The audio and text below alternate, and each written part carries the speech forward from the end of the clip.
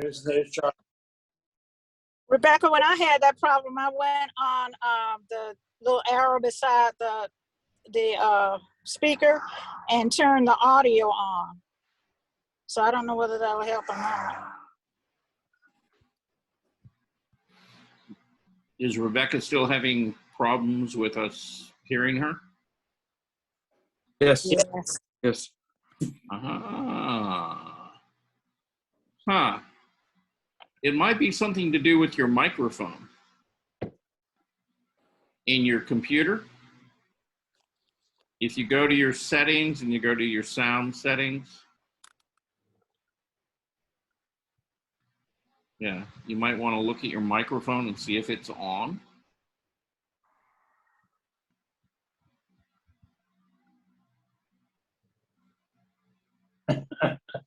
Okay. I don't know what that means. Buzz goodbye. Maybe she's moved. Yeah. Well, maybe she's, yeah. I don't know. Maybe she's looking and trying to figure that out. Yeah. Okay. How are we all doing? Okay. All four of us now that Rebecca has sort of vanished temporarily. Eloise is in the car, so she's... Yeah, Eloise is here. I got you. Well, there's Bob and John and Eloise, and then myself so far. Yeah, right. Able to talk in about 15 minutes when I arrive home. I don't want to talk while I'm driving. Okay. All right. Well, yeah. So, Eloise, I will wait until you're home before I... That will help a lot. Yeah, go over any of your stuff, okay? Right, thank you. Yeah, not a problem. So, anyway, how's today been for everybody so far? Quiet. Quiet? Yeah. Very quiet. Yeah, I'm glad it's been quiet for you guys. Yeah. You've been Been busy? running. Yeah, I've been running around like a fool. I've been to the Cobb Meriden Museum. Ah, you were there this morning? Yeah, I went there this morning and went through the show, you know, photographed it all. So now I've got to go back and organize it. Okay. So testing. Can we hear Rebecca yet? No. I guess not. No. No sound. Yes, I agree. Computers, you know, they can be maddening, can't they? Wow. Jeez. Got to be something in your settings though, because your Zoom microphone is not as on, so that. Right. Yeah, she's not muted, so it's actually got to be something, you know, about her computer. Right. Yeah. So the microphone is not on, or the volume's all the way down, or the volume's all the way down, or something, you know, on the microphone, you know. So I'm not sure, but you know, and or I don't think she's on a Mac, but it could be that the sound card is acting up, which is never a fun thing. So, because that needs money, because you got to replace it. Don't want to have to do that. At any rate, so Rebecca, I'll just keep an eye out in the chat. If you have any questions or you want to make any comments, I'll take the time to read them to everybody, or at least display them, okay? So, you know. Can each of you, when Rebecca puts in a chat, can you see what she's writing? Yeah, if she sends it to everyone, we can. Okay, yeah, just make sure to send it to everyone when you fill out a chat, okay? All right, so guess what? We're gonna get started, because it's time. Okay, and all right, so Rebecca says, thank you for your help.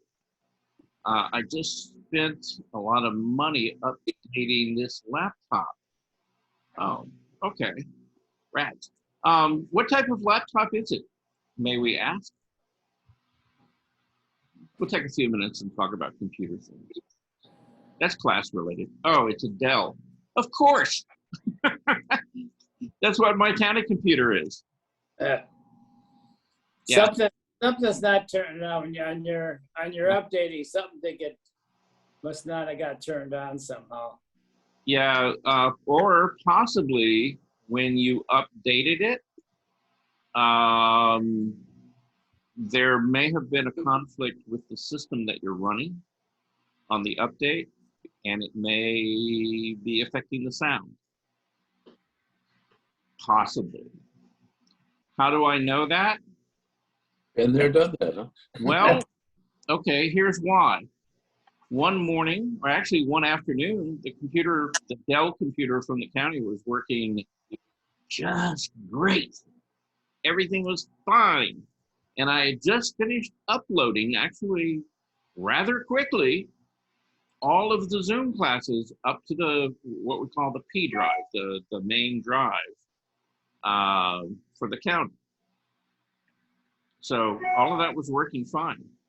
Well, that afternoon, in the middle of the afternoon, IT decided to do an update on the system. And when they did, it had, The curse of death. well, it's like part of the update was something about the power, you know, how it sort of regulates the power in the computer so that when it's not working, it will kind of go to sleep, right?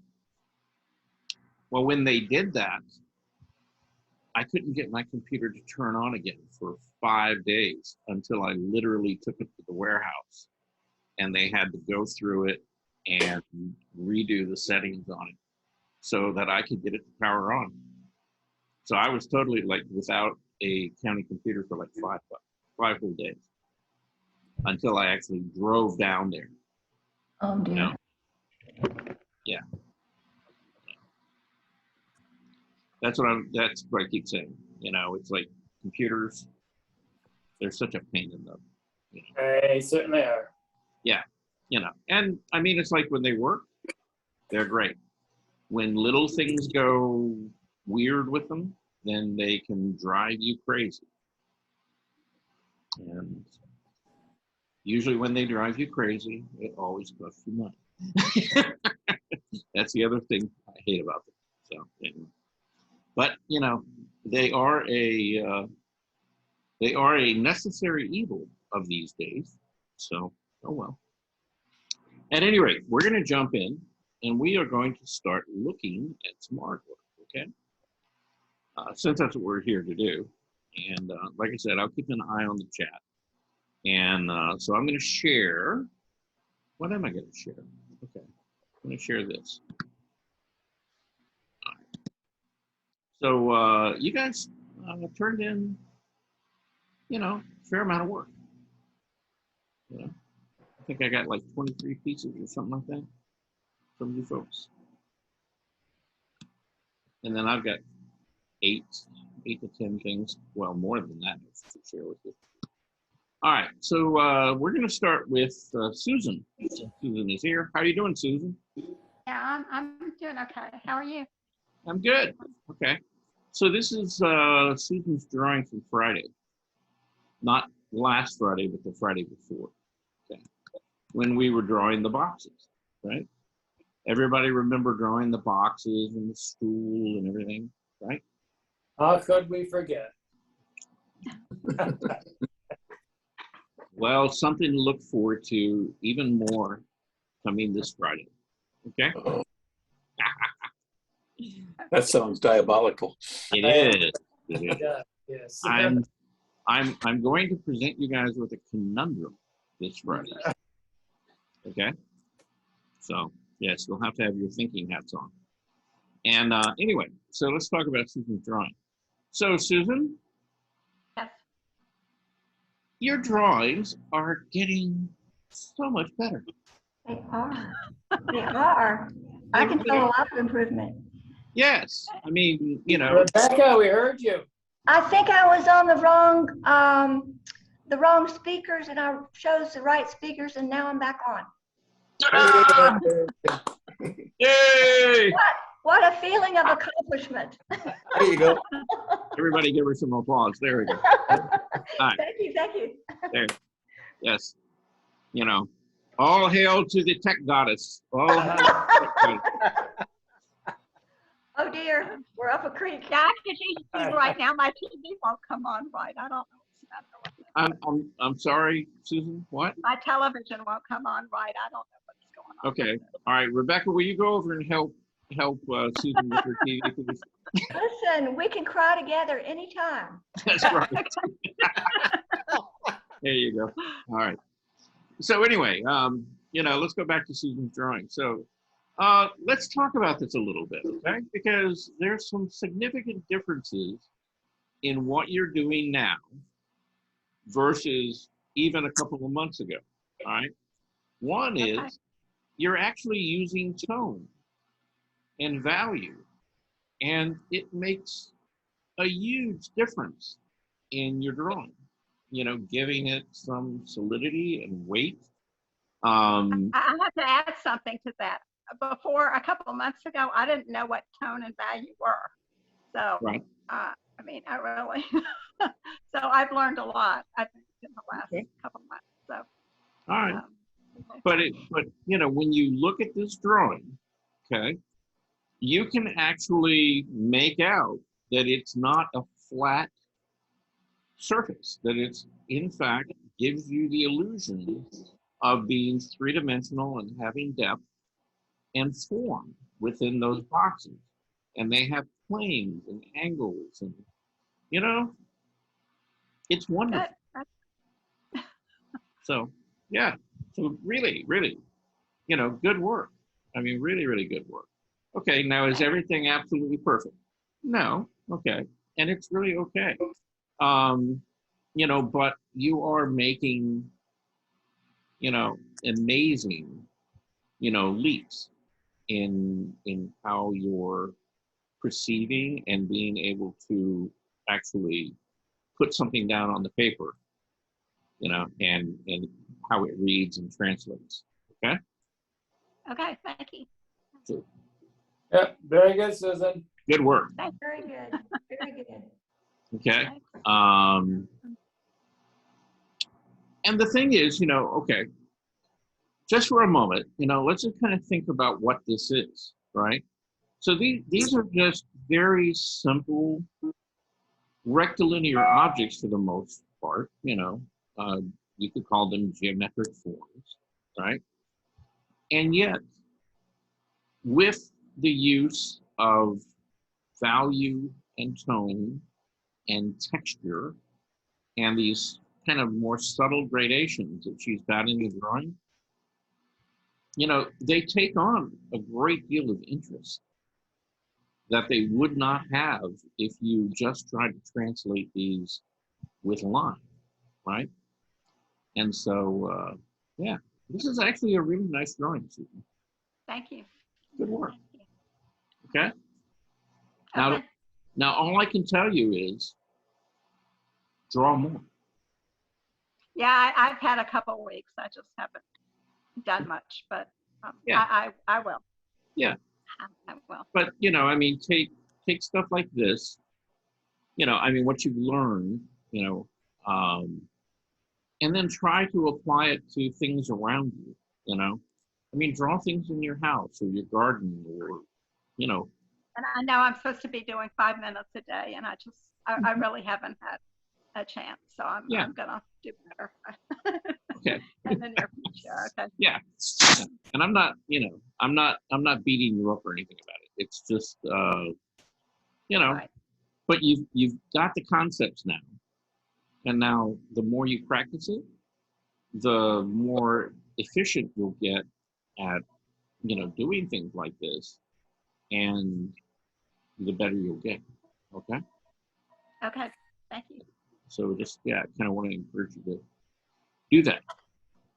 All right, so let's talk to Miss Rebecca, Back. now that we can actually talk to her. Okay, thank you. So this is, we've seen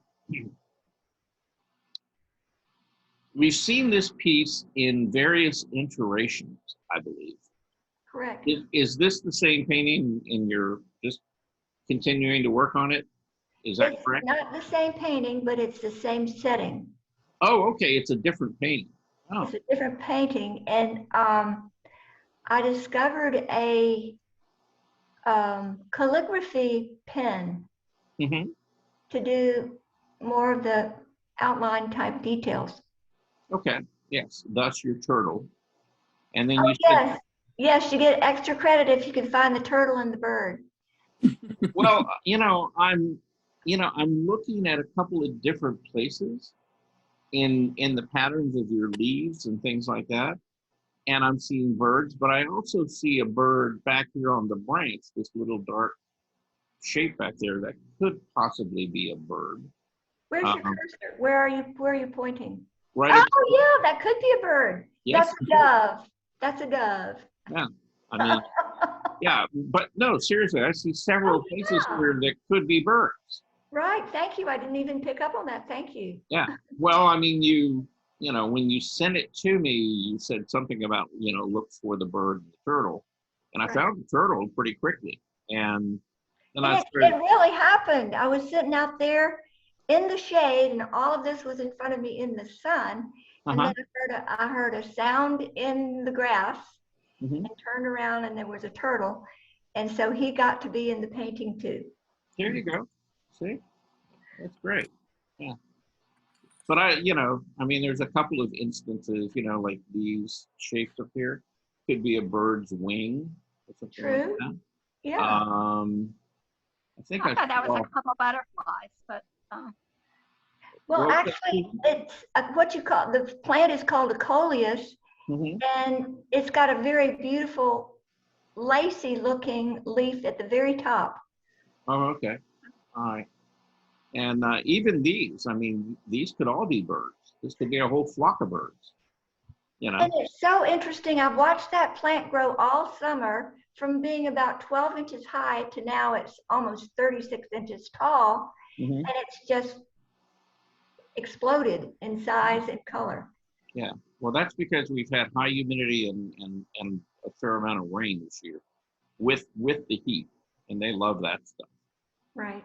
Yeah. I just talked to the guy over in Valley who comes over and weed whacks my yard every once in a while. And he told me that just a couple of days ago, they had like a major rainstorm. And that actually the river, the Chattahoochee River, flooded in Valley. Wow, that is a lot. Yeah. Are you up a hill? Yes, I am. Thank goodness. Yes. Yeah, I'm several hundred feet above the river, so yeah, I don't have to worry about flooding. I am not in the floodplain. Okay, but evidently the mill got flooded, and the old mill, and all that bottom land down there evidently had water from the river standing in, which is like, that means that you couldn't drive there because you can't drive down the road. It was all underwater. Yeah, kind of interesting stuff. But yeah, we digress. So let's go back and talk about the painting. So it's kind of interesting, because again, you've done, well, when I looked at this, I guess the sense that I got was that you took your original painting and you added to it because you've added more pots and things. But yeah, I didn't know that you redid it as a whole new painting. But okay, that's good. It was my plein air day. I wasn't able to join you, so I made my own. Okay, well, I remember, the first one you did was a plein air, right? Right. Yeah. And so is this the second one? This is the second plein air of this particular setting, correct? Okay. All right. All right. Now, we've talked about things such as, right, making horizontal lines across the composition, right? And how that stops your eye from, going back into the composition, right? Right. And you kind of have that same issue here. Okay. Yeah. And I'm not saying redo this or anything like that, but if you did, okay, if you wanted to kind of tackle this subject again, Mm-hmm. you might want to take some of the pots that are to the far left and the far right, Mm-hmm. and maybe bring them in and overlap them in front of some of the bigger pots. Okay. See, and Okay. give your eye a way to get from like the brick work down here, the walkway, Right. back into the composition, right? I see what you're saying. I see what you're saying. Yeah, because kind of abstractly, you did the same thing. You made this horizontal band, right? Your eye goes up to the pots and it stops. See? Right. Right. And, rather than, even if you just let one of them out, that would give your eye a way to kind of escape and creep back up into, the middle ground and then the background, right? Correct. Yeah. Okay. So, even if things are there, right? Sometimes you have to look at that and think and go, all right, that's the way I actually see it, but what does that do to the composition, right? And,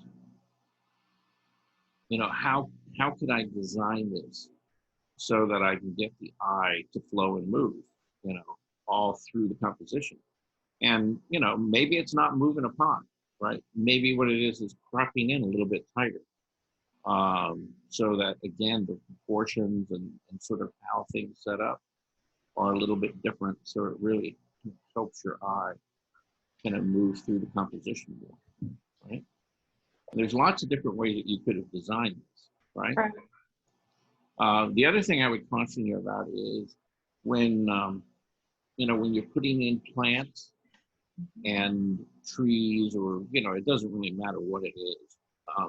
But, something that's moving horizontal, Mm-hmm. right, in this direction, Mm-hmm. and it comes to a point where it's meeting like a horizon line, like back here, Right. see, then normally you either make them a little bit shorter or you make them break that line and they come over it, see. Again, if you bring it right here to that edge, like you did your water fountain or your bird bath here, Uh-huh. and this plant, it creates what we call a tangent, right? It's Right. a place that the eye goes to and it just gets stuck, can't move from there. See? Because you have this really strong intersection, right?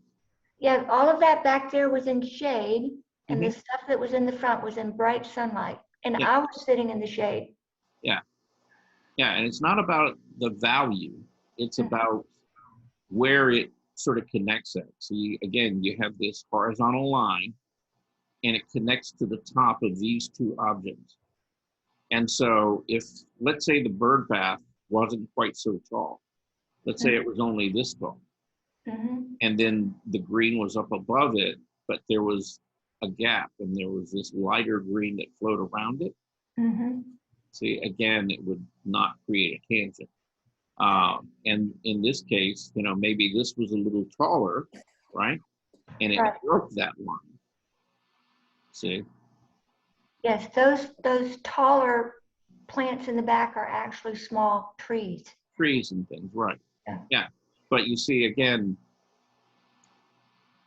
even if you see it that way, Mhm. even if it does meet right up on that line, Mm-hmm. you as an artist can make a choice, about how you compose this, and you can make a better composition, see? And you can sort of undo, those areas in the painting where your eye might get stuck or you might create tangents and things like that.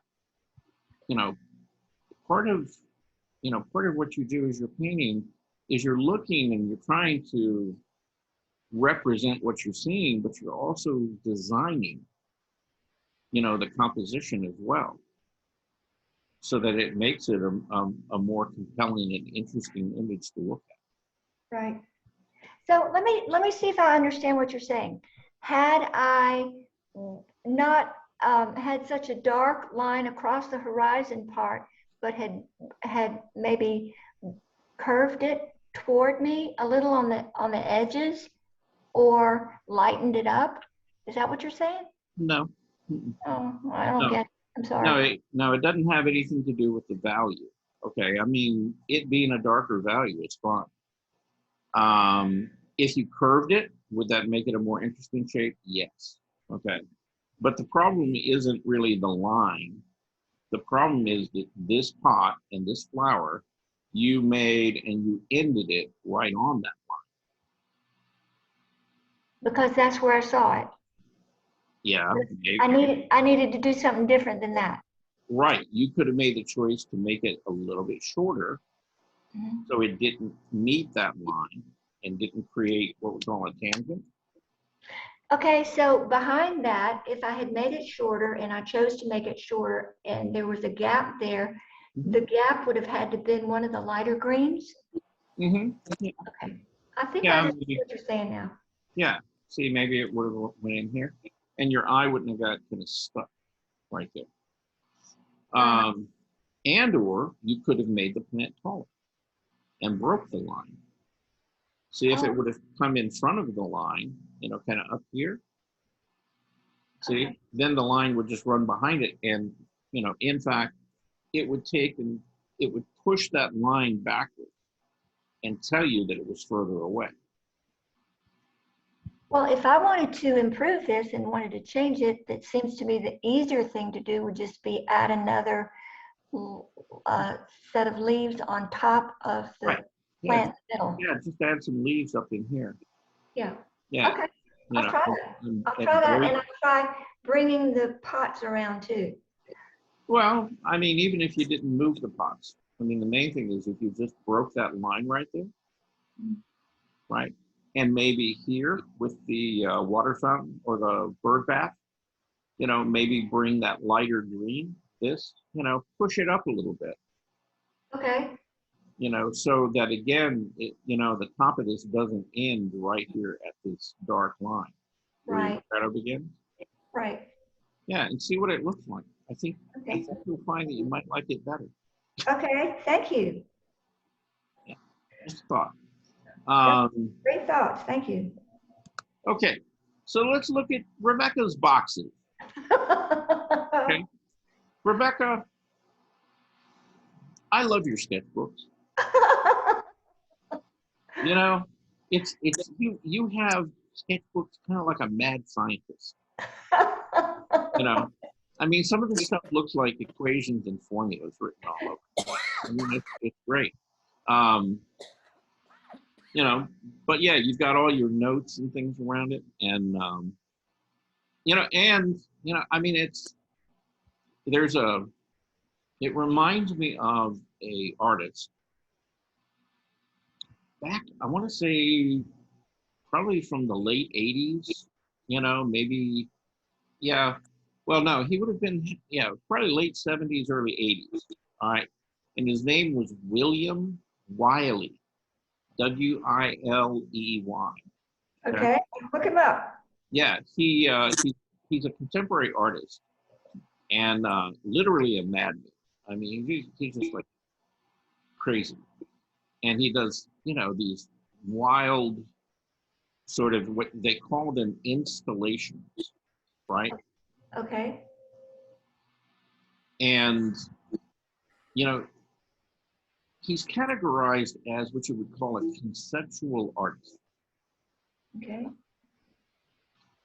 And there is an art movement out there that calls itself conceptual art.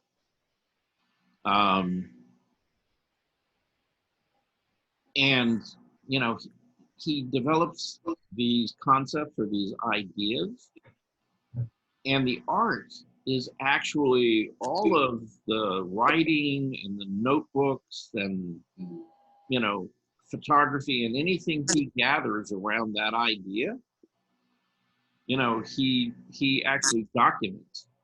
Right. And that's what they display in the museum, is all of his, you know, his sketches and everything else. And it's usually not like, well, the final installation is like a collection of things that he's gathered up, Right. you know, and like put on a pedestal or in the corner, you know, and it may be just, you know, cans and bottles and, you know, literally junk, right? Mm-hmm. You know, old bicycles and stuff all piled up. But it's sort of the journey, you know, it's kind of the process of, you know, how he kind of comes up with this idea to do that. That is really the art.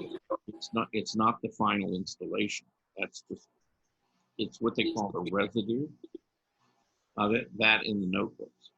But yeah, he's an interesting guy, if you can find him. Yeah, look at him. Well, thank you. That's an interesting lead there. Yeah, but your drawings, and I've seen you do this many, many times, you know, it reminds me of the sketchbooks that, you know, they had in the San Francisco, you know, Museum of Modern Art when they had one of his shows, you know, because they had like display cases of pages and pages and pages of stuff like this that he was showing. And so I think that because I am a hands-on learner, that cements ideas in my mind to write them down, and I've always done that. I know it drives everybody crazy. I don't care. That's just, I'm not trying to be rude. It's just, that's my style. That's my learning style.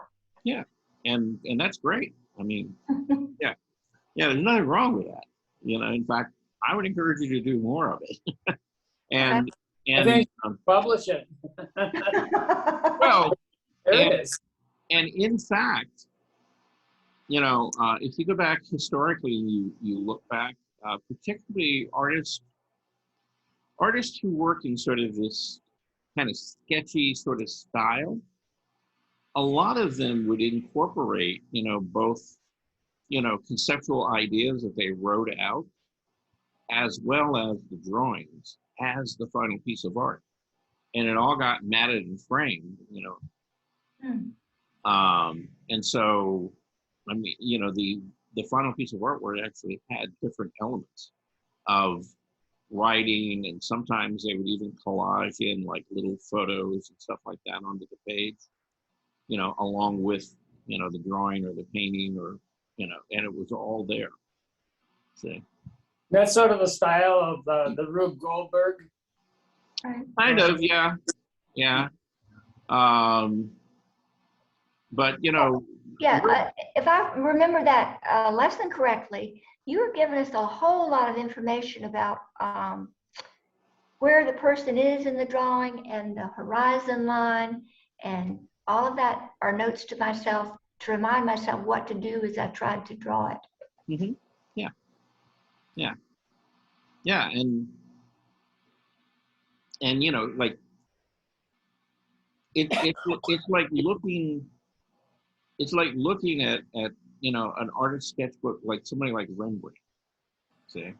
And Rembrandt would do the same thing, or Da Vinci would do the same thing, where he'd do drawings and he would scribble and he'd write all over the page, you know, different thoughts and ideas and observations and stuff. So, you know. So very, you know, you're in good company, and, you know, so don't change that. Okay. So, yeah. But okay, so let's talk about the actual drawing part of it, okay? And again, you know, the whole concept and idea was to try to get you all to realize, you know, how three-dimensional all of this was, right? And how you were going to translate that in line and tone, right? And again, you know, you made some good observations. You know, your eye level feels, you know, pretty appropriate, for where you guys were. Where we were seeing it in the room, we were a little bit lower, but because you were seeing it through the actual lens of the TV, Right. it was higher, and so you had a more elevated view. Right. And this feels like it, like you're up a little bit higher and looking down on it. And particularly like the pedestal, the model stand, really gives you a clue as to where you are, in the room. And your eye level is, kind of up here, right? And the way you've drawn, all the different elements and the angles and things like that all work, really pretty well. There's only one thing in here that feels a little bit wonky, right? And it's this tube right here, which was actually round, right? But the ellipse that you use here, flattens it out a bit. Yeah, it looks slightly crushed. Yeah, it looks like somebody stepped on it and they couldn't. It's like a really thick tube. Yeah, there's no way you're gonna flatten it unless you run over it with a garbage truck or something. Oh, she went away. Oh, I'm there- sorry, I was trying to silence the phone, I apologize. Yes, Okay. I do agree with that, and I think I struggled with that a couple of times and then just forgot to finish it or moved on to something else. Well, if you could just even out the ellipse a little bit, Okay. that would improve it. The other thing is up here, where this tube sits on top of the other one. Mhm. And you're right, it did go under it, and you probably did not see anything behind it, right? Correct. Okay, but what you probably would have seen is that this tube would be casting a shadow on this surface, Okay. and it would curve around, around the tube. Okay. And that would have given you the illusion Of more roundness. of it being a Three. rounder surface and not being flat. Because Okay. really all you have right here is you've got the shadow where it makes contact, but it follows this horizontal line rather than moving around that form. Okay? Okay. We'll probably talk a little bit about that Friday. Okay?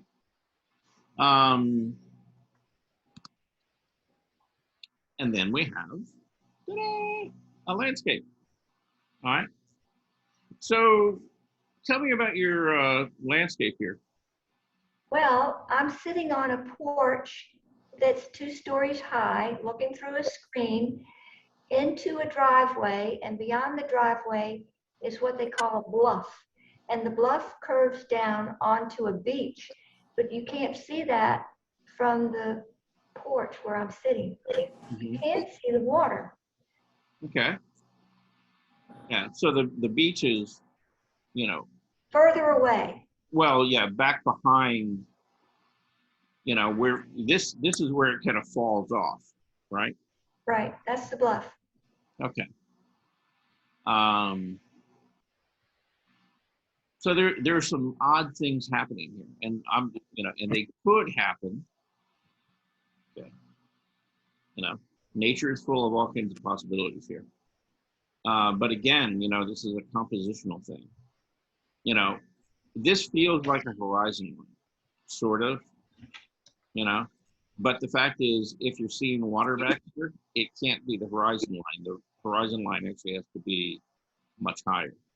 I guess my question is, as you're looking, out from the porch, could you see the sky, and where was the sky? Was it up above the trees, or could you see it through the trees, or? No, you can't. The tops of the trees block the sky and get very thick. All you get is a small glimpse of the water. Coming through it, okay. All Right. Boy, this So your voice is breaking up. what, Gene? I said, y'all's voices are breaking up, Oh, I'll I'm lean not gonna closer. do it. Sorry. missing half the conversation there. Here we go. I'll be louder. Yeah, Yeah. no, you're breaking too, Gene. Yeah, I think it's, Connection. yeah, your connection, Gene. I don't, Well, yeah, all you have to do is call Comcast and they say, never mind. Never mind. Yeah, no, Thank I've, you for participating. yeah, well, I've spent many hours on the phone with Comcast in my, Doesn't do a bit of good. It happens to everyone. yes, Yeah. yes, their customer service is something to write a novel about. Yes, not Got that in a good way. Probably write several novels. Yeah, at any rate. It's All right, not well, just Comcast. at any rate, okay, so I'm kind of understanding what's going on there, all right? And so I guess what I would say to you is, you know, we've talked about how do you push things in the distance further back, and how do you bring things forward, right? And it's a one-word answer. You know what that answer is? You push things further back by lightening them up. Well, it's what's the one word that helps you create distance and depth? Use the color. Perception. It starts with a C. It starts with what? A C. I was going to say perspective, but that's not right. How about contrast? Contrast. Contrast. Contrast, right? And how many types of contrast do we always talk about? Many. Five. Five. Five. There's 5 types of contrast, right? So you have value. You have the hue, the color, right? Family that things are in, right? You have intensity. You have temperature. And you have hard and soft edges, right? Right. Those are the 5 types of contrast that we're always struggling with, you know, in a painting. And so what could have been different about this? Okay. Well, to tell you the truth, I went back and I took a whole bunch of color out of the water to try to make it further away. But I guess I should have done more. Well, okay. So let's talk about that. All right. So what is the thing that moves furthest back in this painting? Well, in fact, it is the water, right? So the water is sitting back. That's not a problem, right? And if anything feels distant in this painting, it's the water. Why? Do you know why it feels like it's sitting back further than other things? As it is lighter? Well, it's not so much lighter. In fact, if you squint down, it's a mid-tone.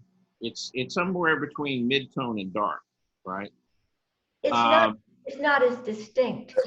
Well, it's not as intense, right? So you grade the color down considerably. Okay. Kudos. Good move. All right. And it does. It sits back. It sits behind the green of the trees, right? Correct. Okay. And the green of the trees, you have a variety. You have some really pretty light values there. And you've got some midtones. What you don't have is you don't have any like really strong darks, right? In the tree trunks or in the foliage. All right. You could probably use a few more strong darks. Okay. And one of the things that kind of throws you off a little bit is that you see half of a house here, right? Right. Or a building. And this window is very, very dark.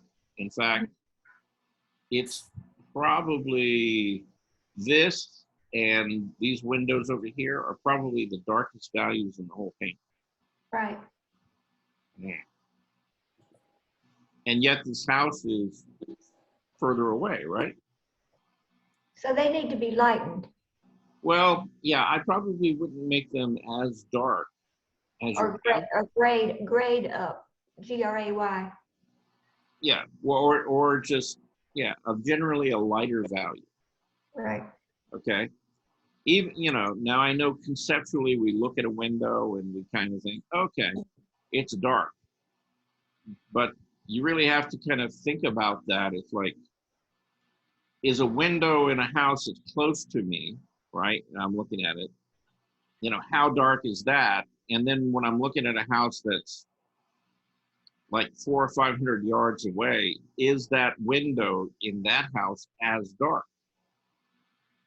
And generally the answer is probably not, Right. because it's further away. So the values are closer together because it is more distant, right? And there's going to be more contrast in the house that's closer to me, less contrast in the house that's further away. Okay. Generally, okay, that's a generalization. And so it really comes down to, if I were going to put some strong darks in this, they wouldn't be back here in really the middle ground and the background. I would have put my strong darks here in this tree, which is much closer to me. See? Now, I'm not saying make the whole tree dark. I'm saying put some really strong dark accents in here, and this tree is going to come forward. Okay. See, if you make those accents, like these, like the really dark areas in this tree, as dark as this tree is going to come way forward for you. Okay. Okay. And if you just take a little of that back, put a little water on it, kind of lift it back a little bit. The same thing with these darks. Those houses are going to begin to move backwards for you. Okay. See? And so you'll begin to start getting some of the depth and distance in there that you want in the painting. Okay? Okay. Great. Uh, Great suggestions. Thank you. yeah. But just think of it this way. Whatever's closest to you, if you're looking at a landscape, the things that are, let's say, from where you are to maybe like 40 to 50 feet away from you, are going to have far more contrast than the things that are 300 feet, 500 feet, a mile, half a mile away from you. The further away it gets from you, the less contrast it's going to have. Right. Okay, and I mean all of them. Okay, all 5 of them. Right. It's like things in the distance. The edges are going to be softer and blurrier than things that are closer to you. Right. Right. The value contrast will probably be less. It will be closer to all of the other colors around it, in as far as hue.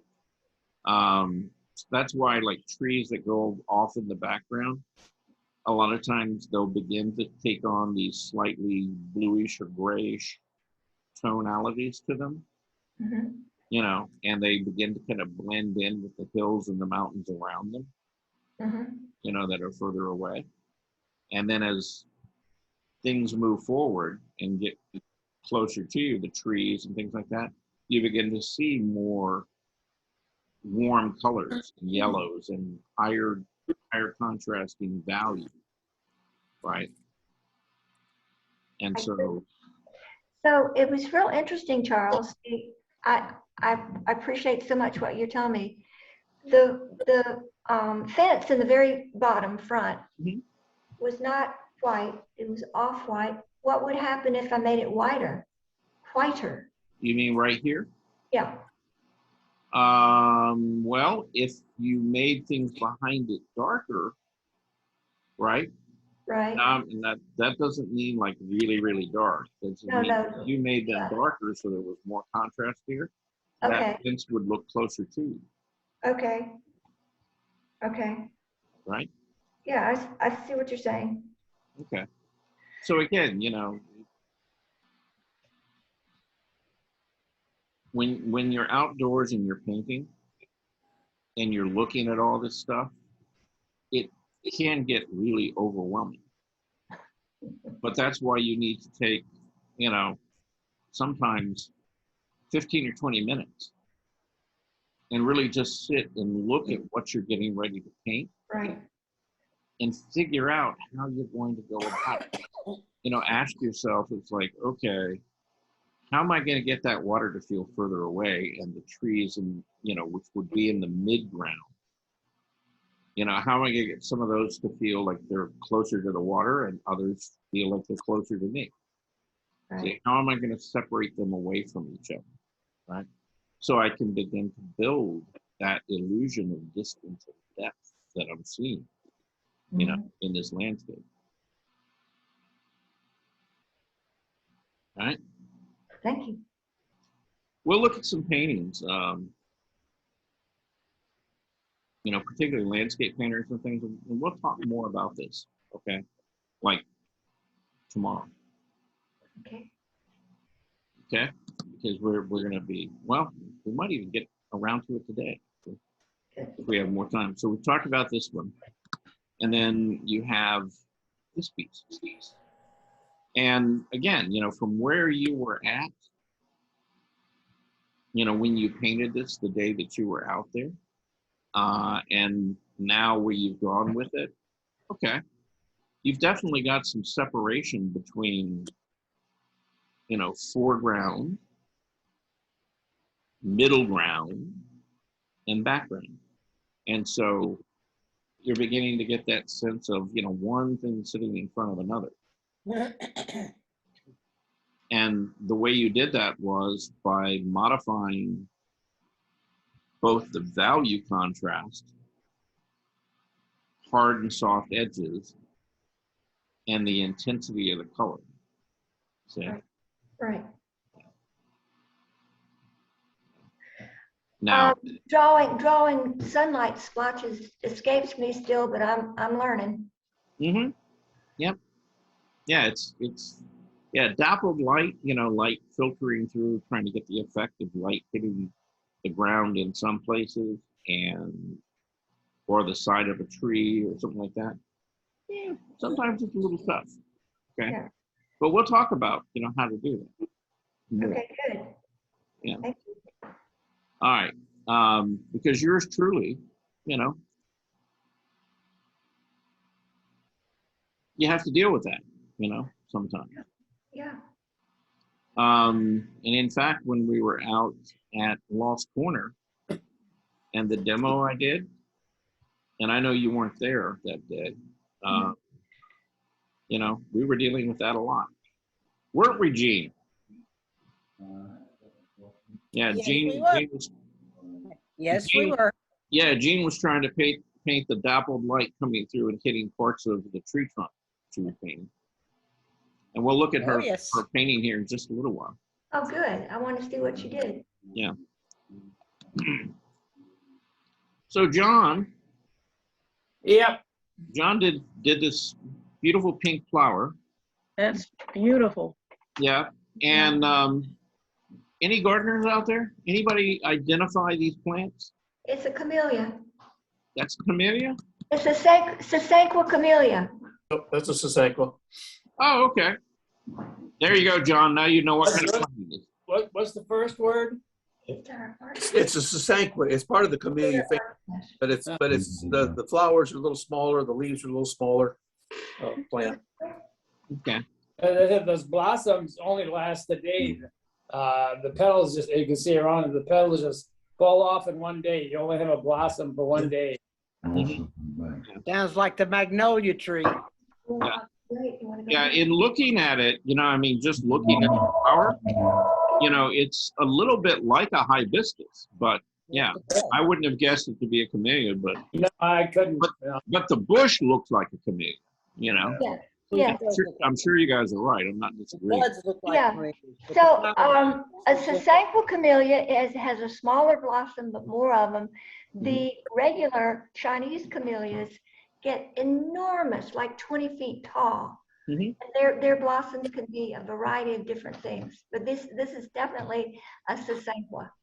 Okay, all right. Almost looks like a dwarf plant compared to some of the, what I call the very old Americana camellias. Yeah, Mhm. yeah, it is. Okay. So you see, we all got a lesson in gardening today. Yeah, very There good. you go. We got a whole nother plant to add to our inventory out there. Okay, so John, Yes, all right, so you painted this one particular flower, all right, and then Yes. you surrounded it by some of the branches and the leaves and the things like that, right? correct. Okay, so in looking at your flower and in looking at, say, some of these, right? You know, I would say you know, you accurately, kind of depicted the flower itself. But you could have used, maybe some more value contrast, Yes, and like right here where you kept this light edge and stuff. right. See, I would have made that at least a mid-tone. See, and if you squint your eye down, right, it's like all of the right-hand side, the upper right-hand side, and even the lower, really stands out away from that green background, right? Right. And when you get over here to the left-hand side, then it sort of just kind of, fades away a little bit. Well, I noticed that, but then I thought if I continued the dark all around, it would look like a halo or something around the flower. That's why I didn't do it. Well, what would have happened if you used the muted colors like on the left for distance, if you put that a little closer into the flower? Yeah, That would have taken the halo look out. yeah, I think if you would have brought this gray all the way up Right. around the edge, right, Okay, okay. it would have helped pop it forward. The thing is, you see, you've got this fairly light edge, Right. and then you've got the white of the paper right up against it. See? And so it's like the white right here actually wants to jump forward of the flower right there. You kind of get what I'm saying? Right. No, yes. Yeah. So if you just bring that same value along the edge here, then it will soften it, and that Yeah. white won't be About that, I was thinking about the dark, and I didn't want the contrast. right. Well, and you want to make it darker. You don't necessarily have to make it, on a scale of 0 to 10. We're not talking about a number 10 value. We're talking about a number 4 or 5 value. Okay. Something a little closer to what you've got this gray here, Uh-huh. or maybe some of your greens, over in here. Anything to get rid of that white. Right. Okay. See, again, would put that flower in front of all those leaves. Right. Yeah, but that white breaking through there is. Mm-hmm. Okay. And the other thing, and I know you have here in the center of the flower, it's generally kind of yellows and things like that. Right. Again, if you could push the contrast on that a little bit, find, a slightly darker value, just little touches of something that's darker but warmer. Let's zoom in on this one right here. It's almost like there's a kind of a mid-tone orange or brown in there. Orange to me. Yeah, kind of like, I'm talking about these little kind of brownish spots in here, Mhm. right? They're just, they're darker than that kind of orangey yellow, around Right. it, right? And Right. in your flower, it's like you could have pushed, you've got some Right. Yeah. in there, but, because this has gotten darker in here, these maybe need to be a little bit darker even than what they are. Again, just Okay. giving you a little more contrast. Right. Okay. Okay. So that would be my 2 cents worth. Yeah, thank you.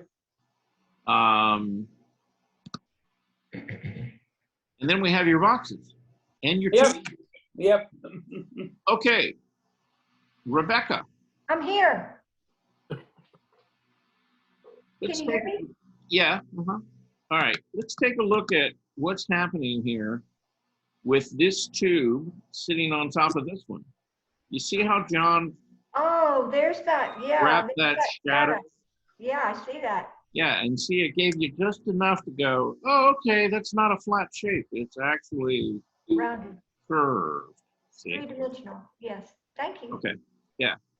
And same thing with the ellipse. See, Right. it's a closed Mhm, ellipse. It's not like a circle.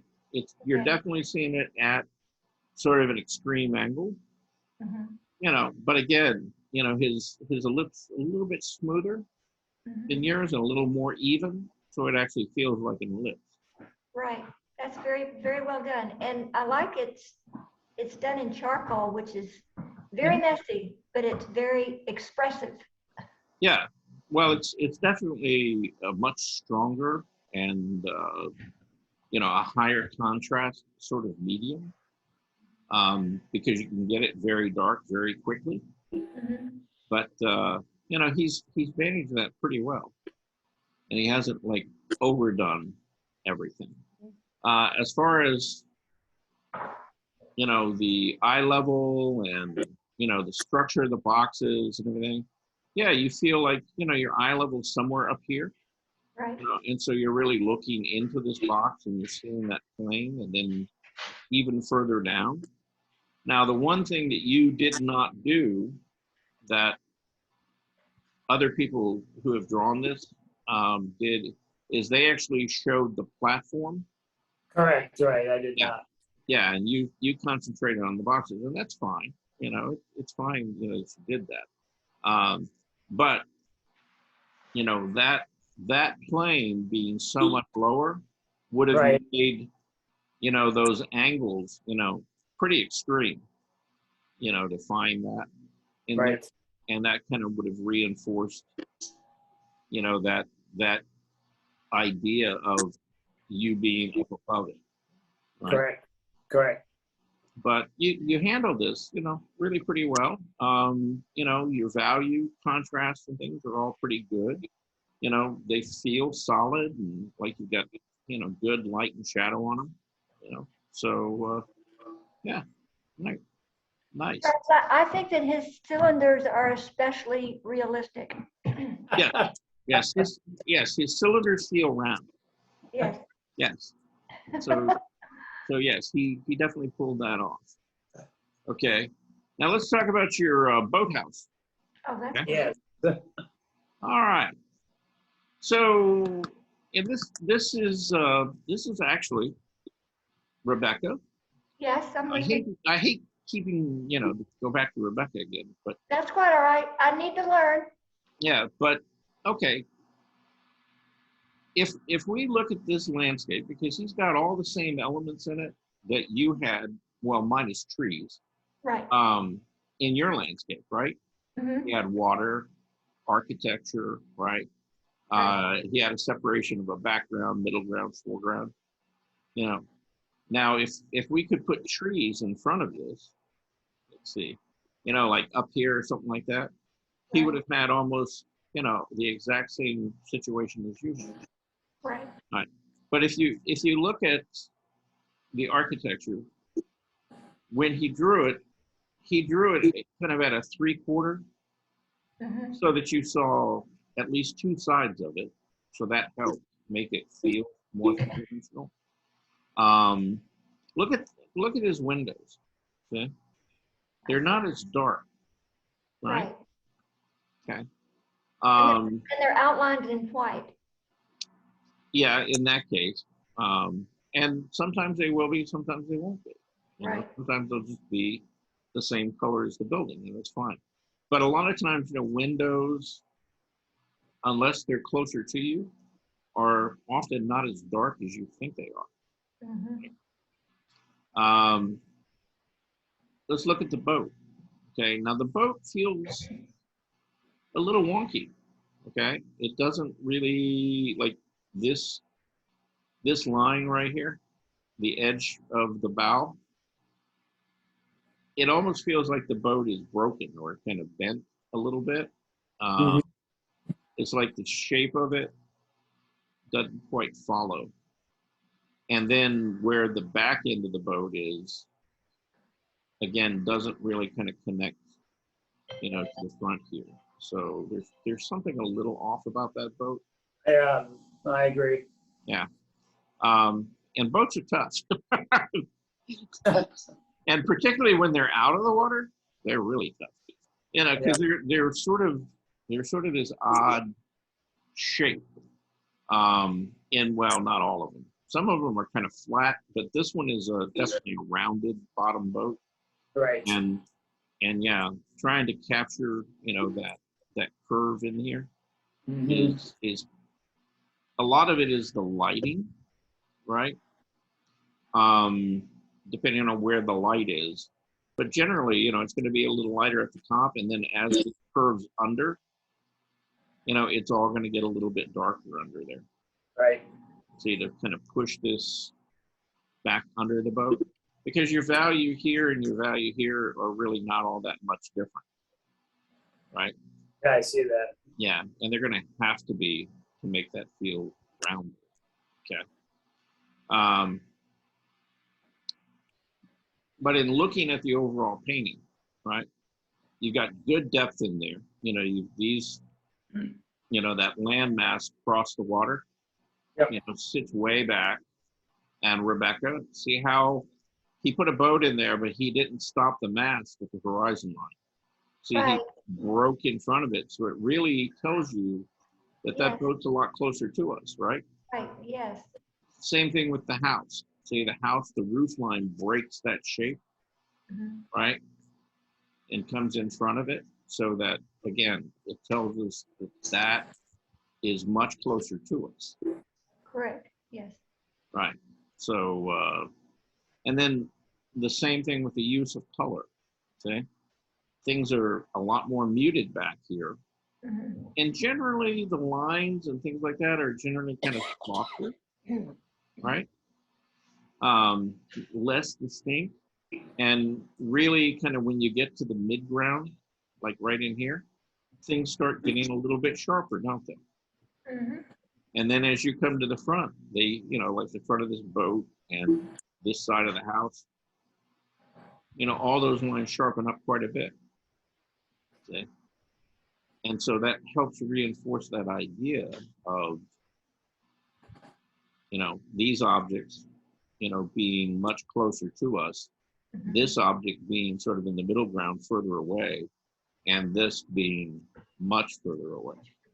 Yes. Okay. So in short, John, you did a good job. Okay, thank you. Yeah. If all that, if you didn't get that out of all that babbling, that's what that was. Okay. Yeah. So I'm trying to tell you what you did right. And you did a lot of things right in this. And and I had told Susan, about her drawings and things, how she's improving. And all of your landscapes, and particularly when you do landscapes, you're really beginning to get that whole idea down of being able to push, foreground, middle ground, background, and really beginning to separate those out and using contrast to do that. So good job. Okay, thank you. Yeah. Now we get to talk to Miss Jean Goldstein. Okay. Now, Jean was sitting not far away from me when we went out to Lost Corner. We went out and had a lovely day together. She was sitting there painting. And so she was painting the ground that was elevated in front of her. And there was a wall that was right down below, this tree. And she really maybe just got the top of it right here in the corner. But if you look at the composition, right? Okay, so she's got this really strong vertical going through like 3/4 of the painting. I'm talking about the tree trunk, right? Right here. And she's got this strong horizontal, the ground, right?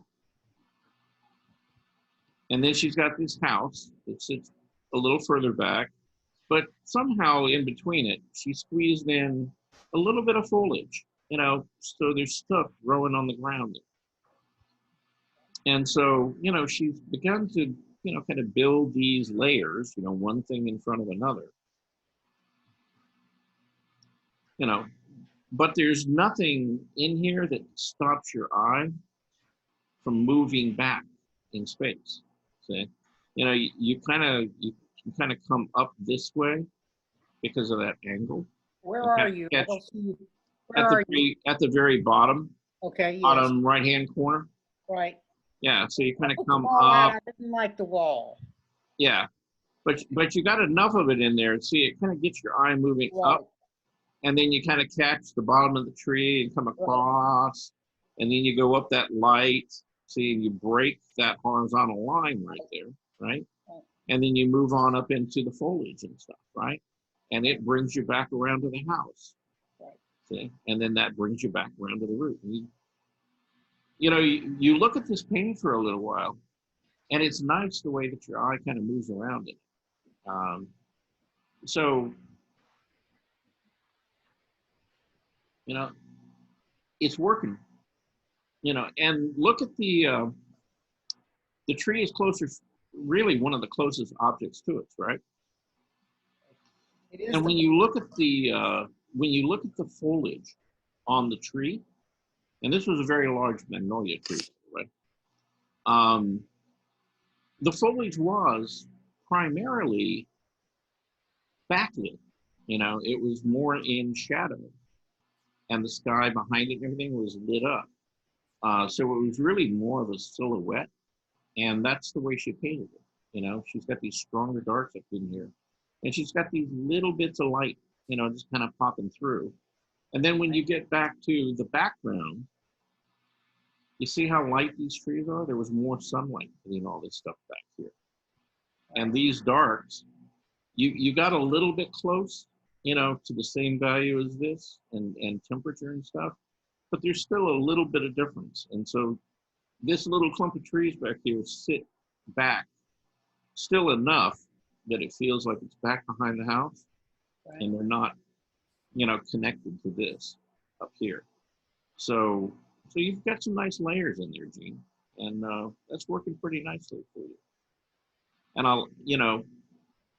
you did a great job on capturing the architecture of that house, with the porch and the roof lines and things like that. So, yeah. And notice her windows, she didn't make them black. They're just kind of these, they're gray, they're there.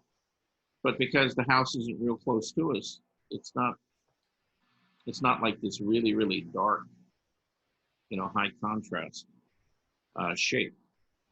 And so again, this sits further back than the tree and everything else. So you got some nice depth in there, and everything's working, really pretty well. I love the the formation of the tree and the roughness of the roots and the leaves around it. Mm-hmm. I really like that part. Yeah. I really like that painting. I don't know how you did that tree, but it's beautiful. Yeah. I wanted to ask a question, may I? Uh-huh. So I think, were you attempting to do sunlight on it? Was the sunlight flickering Yes. down on there Yeah. That's very well done. Well done. Yeah, it just gives you, it gives you that idea that there's light hitting some parts of it, but the rest of it is sort of in shadow. Yeah. And it feels, it feels right. It feels like, okay, yeah. If you were sitting. It also helps turn the tree so you get the roundness. Yeah, it's not flat. Yeah. Notice how the value gets much darker on this side, and it's not quite so dark here. And so she's got kind of a range of value moving around this, and it does. It feels solid, and it feels three-dimensional. Okay. Good work, Gene. Thank you. Yeah, that's nice. Now, How big was this?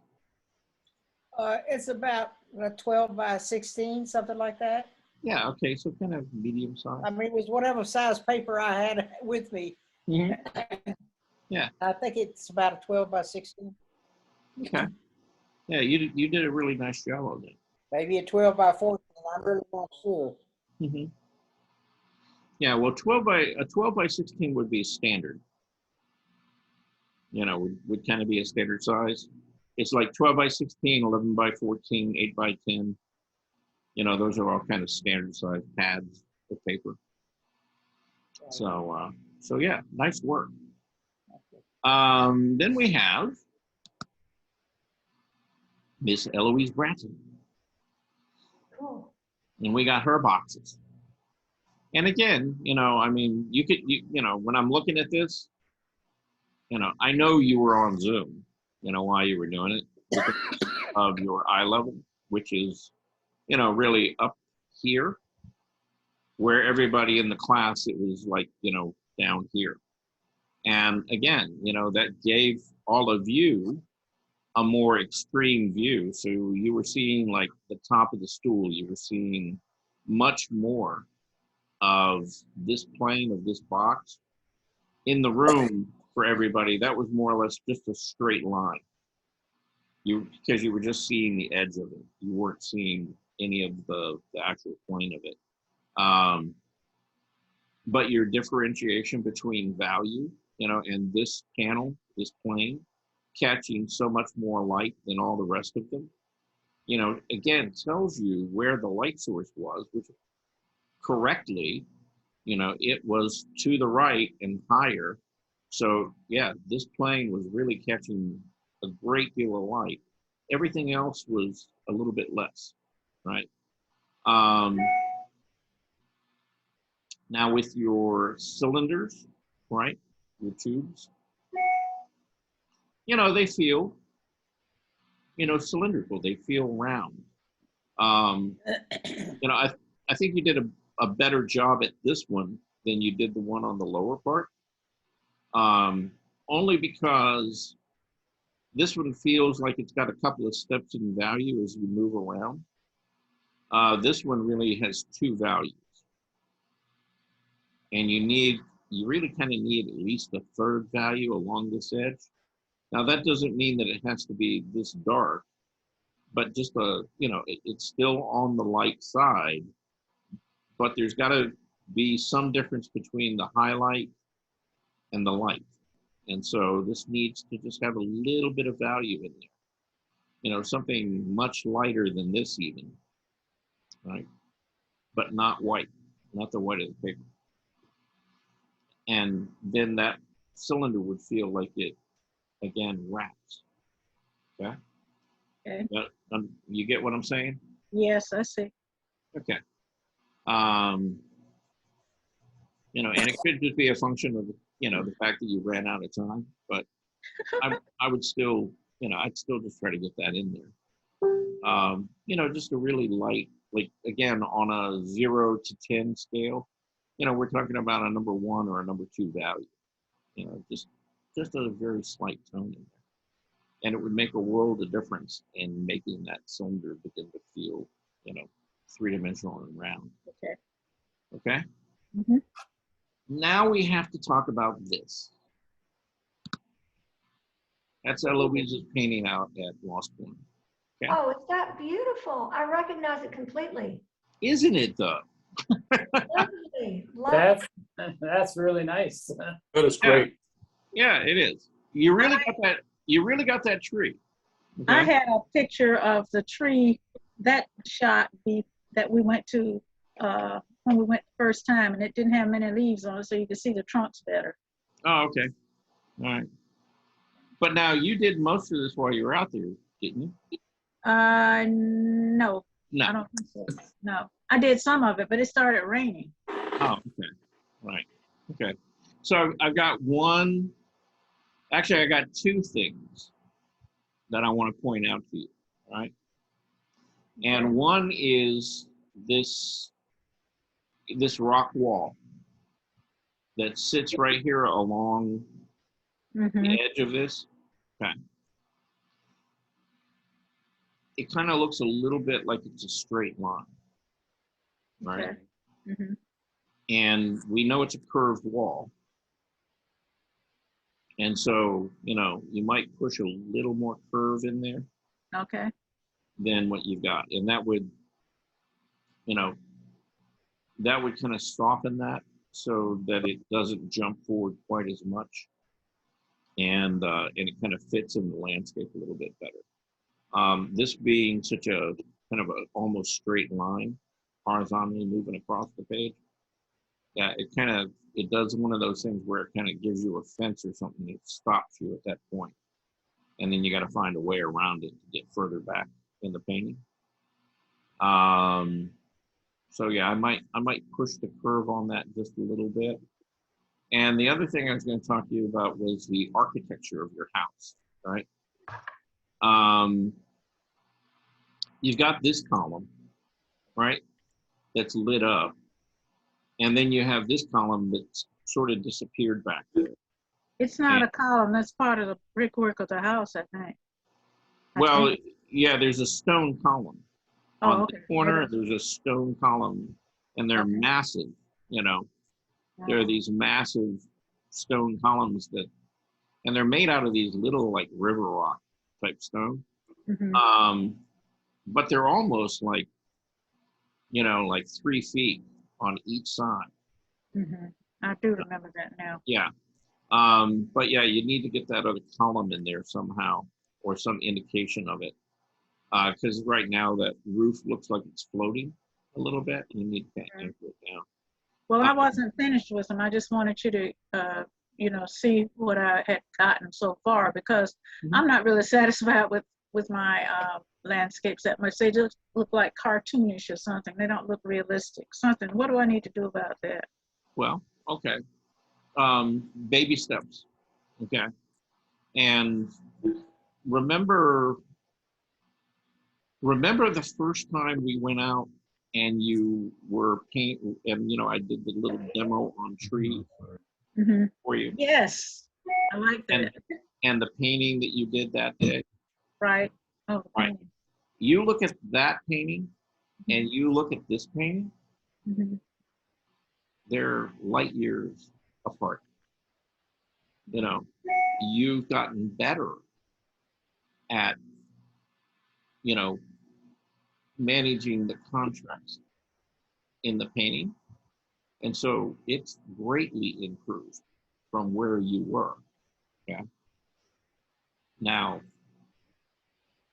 you know, think about what this was. Okay, this was a plein air painting. You were out there for a few hours. It started raining. You didn't finish it. You know, you left.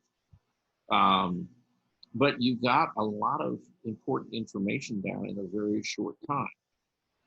And, you know, even when you left, you had some sense of depth and layering in there that you didn't have in that first painting. Okay. So you're making progress with that. And to answer your question, it's all about contrast. About what? Contrast. Oh, contrast. Yeah, which is every time we talk about a landscape, really every time we talk about a painting, you know, even a portrait, a figure, anything else, it's all about where you put the contrast. Okay. Now, in this particular case, where you put the contrast was in that tree. And when you look at this painting, where do you go? You go to the see tree. the tree first, okay? And that's great, that's fine, okay? Look at how you subdued these trees. You know, they don't compete with this, right? They do sit back in the background. They sort of take a second or third place in the painting, right?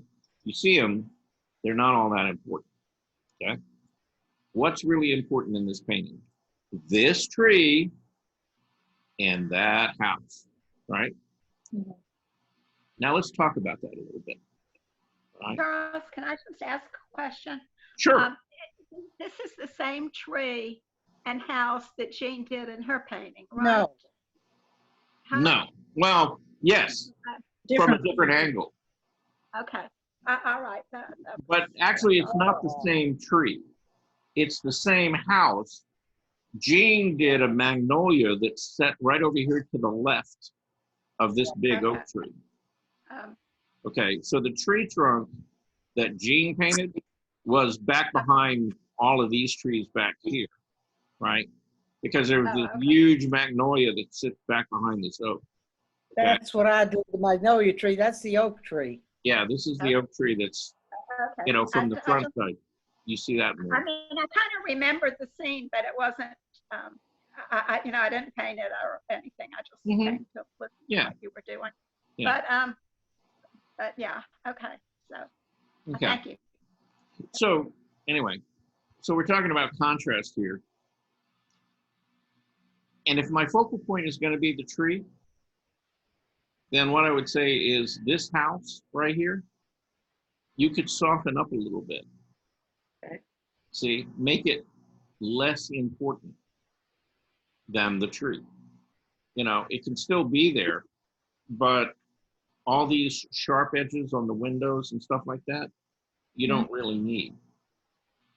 Because again, and you know, like the darks of the windows, probably don't have to be that dark. Okay. So you can lower the contrast on it. You have the suggestion that a house is sitting there, but it's not the focal point. See, and right now,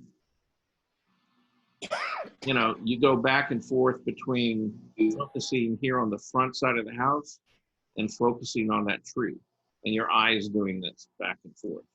It's like, which one is going to win, right?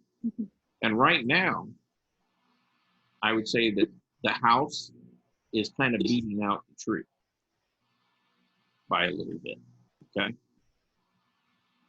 So I would probably just, you know, lower the contrast in these, you know, soften these lines up, you know, a little bit more so that they're not quite so sharp and, you know, have as much contrast, you know, as far as like a dark outline on them.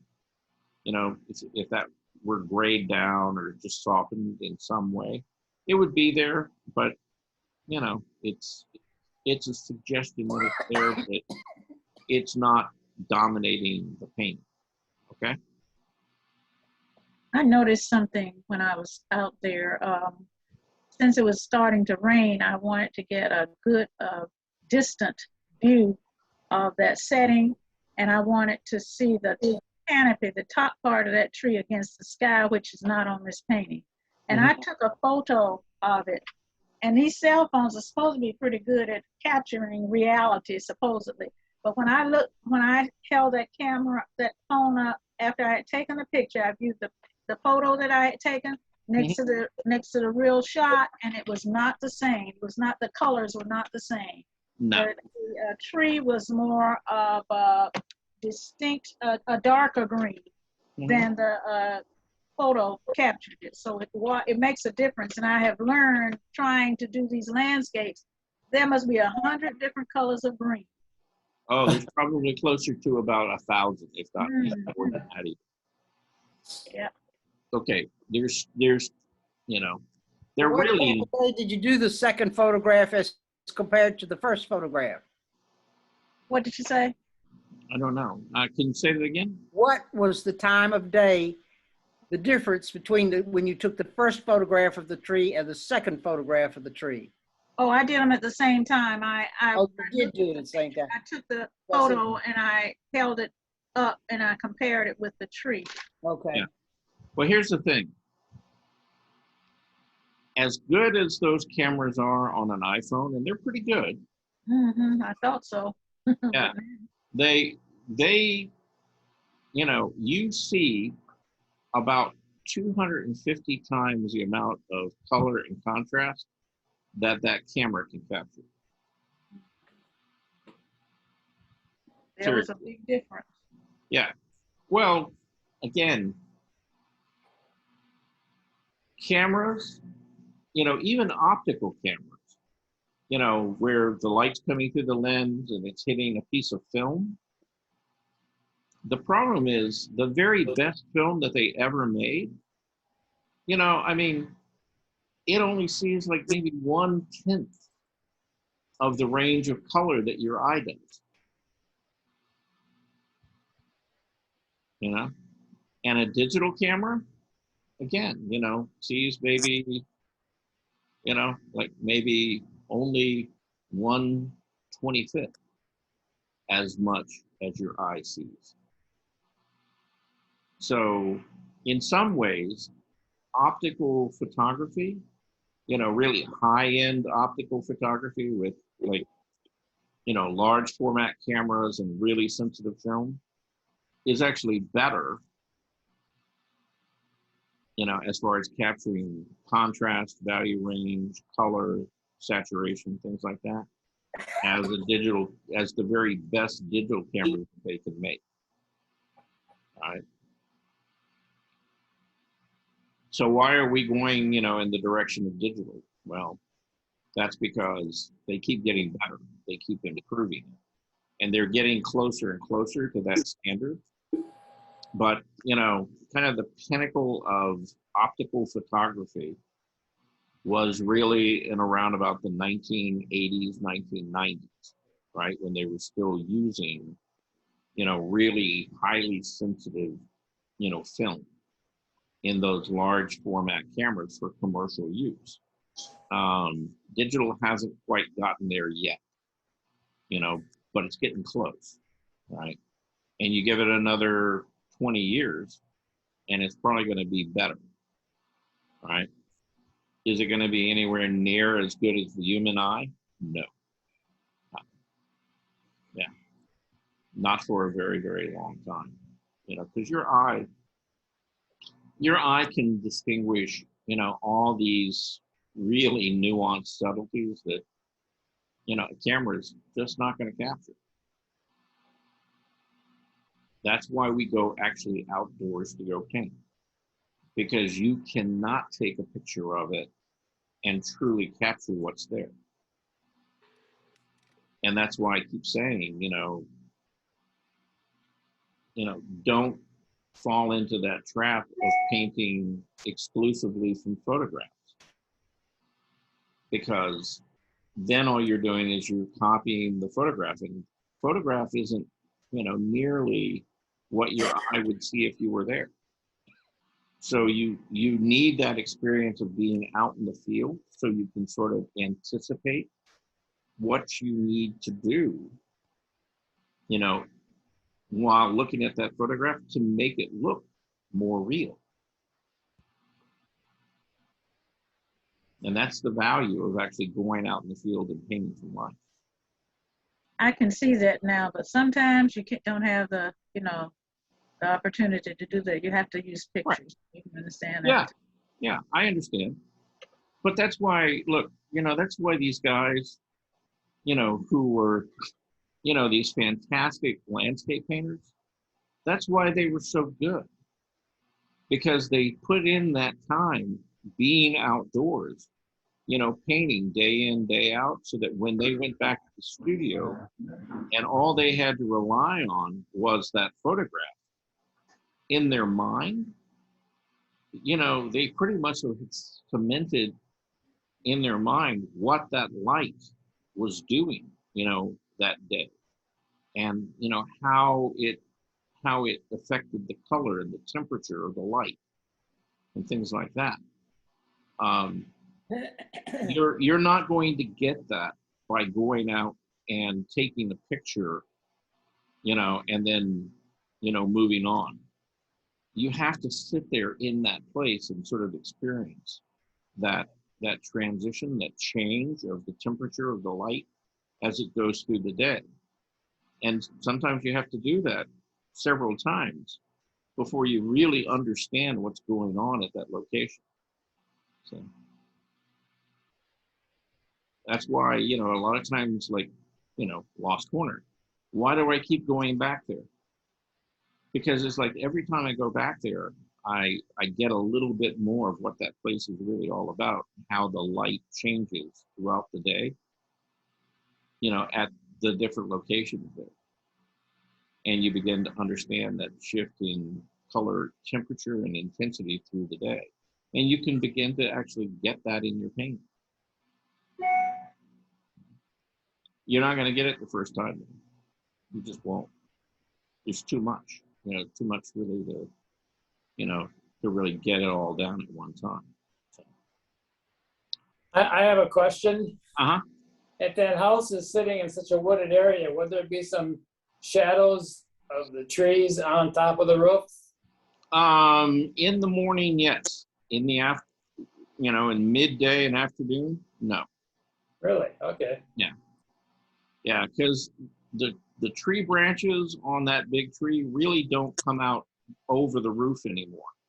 Now there was a big tree that sat right behind it, which is now gone, and it threw that whole roof in shadow constantly, almost all throughout the day, because literally the branches were right over the roof, and really kept it shaded. But no, she's got a pretty good, accurate, depiction of what the light was doing out there.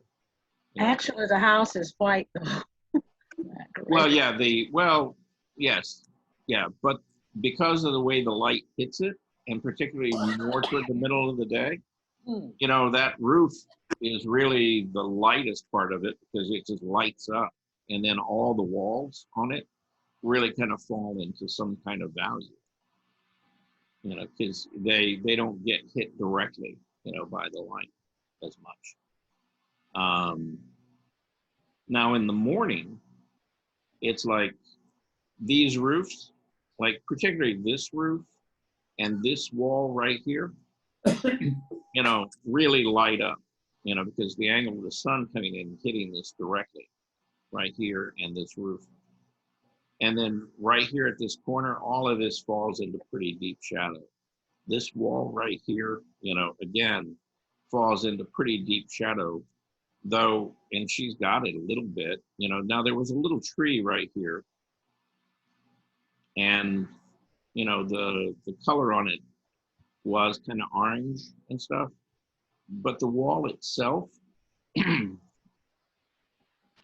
it does this pretty consistently here and this part of the wall right in here. There's some pavement here, and I think it's like flagstones or something like that. And when the light hits that, it bounces this really warm light up into this wall and this wall right here. And so sometimes it looks almost orange, in the morning,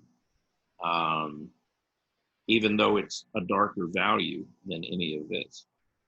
You still have that shift in temperature. Okay.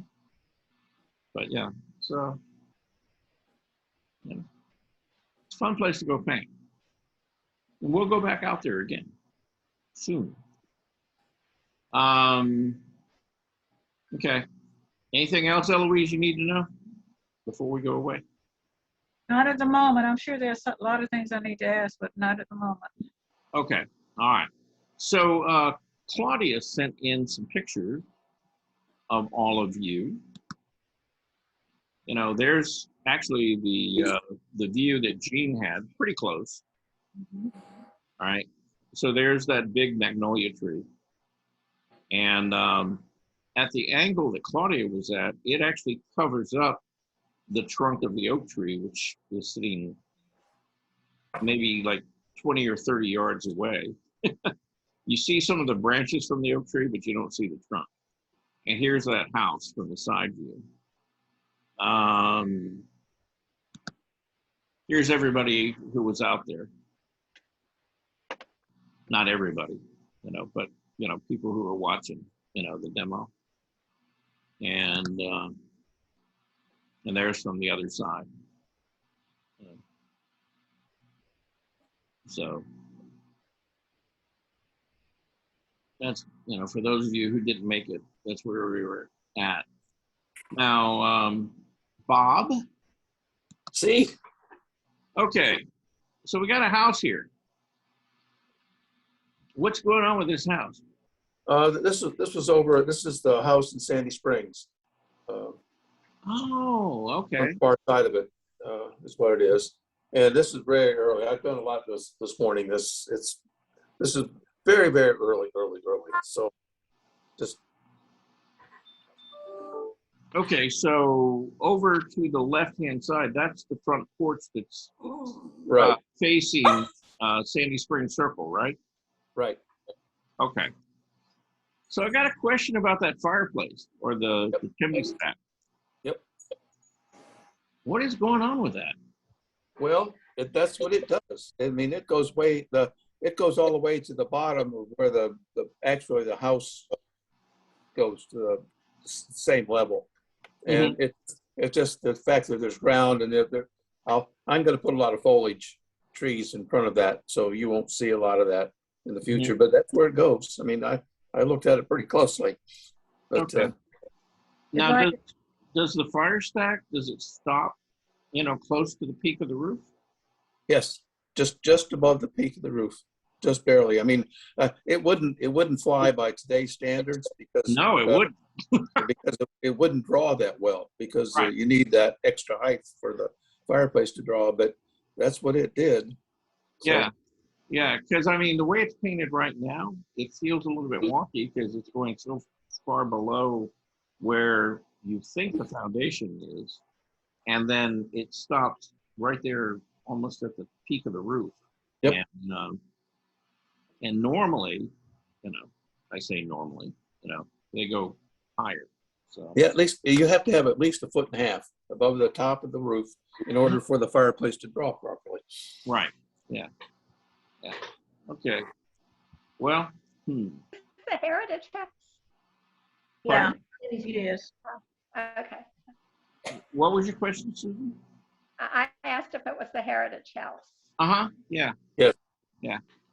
Yeah. Now he's doing the I'm in the opposite side from where you guys were down below. yeah. The green that we were on is to the far right of where this house is. So Right. He's looking at sort of the end of it on the other side. And that chimney, I think, began on the basement level. That's why it looks so Right. weird. Uh-huh. Right. Right. Yeah. I'm guessing you've got a photograph of this, right? I do. Okay. So I want you to look at that really carefully and see what happens to the ground level over on the left-hand side of it, because somehow, that ground level has to be elevated, It moves up at a really sharp angle from the base of the fire. Well, actually, from there, you really can't see it because there's a big tree that is really kind of in front on the left-hand side of the fireplace or chimney. Right. And so the bottom of the the chimney itself is kind of covered up with a big tree, at least half of it anyway. Okay. All right. Well, I guess, and you're going to continue to work on this, right? Yep. I did a lot this morning on it. This looks a whole lot different than it did. Okay. All right. Well, I'll tell you what, we'll talk more about that, I guess when you get, a little further along. Yeah, because right now. There's not much to talk about. Well, no, I mean, there's, It looks like a big bottle in front of the foreground. Right. Yeah. Right now, it looks like the chimney is sitting right in front of us and the house is much further back.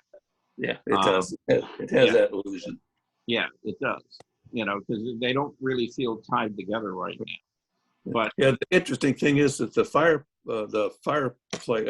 chimney is so much larger than the house is. I mean, in relationship to the house, so it does look out of proportion and out of place. Yeah, I know they've got one on the back side. Yeah, you can see a little bit of it over there to the far Yeah, left. right. Yeah, and that one is enormous. I mean, yeah, that's like some really, really big fireplaces.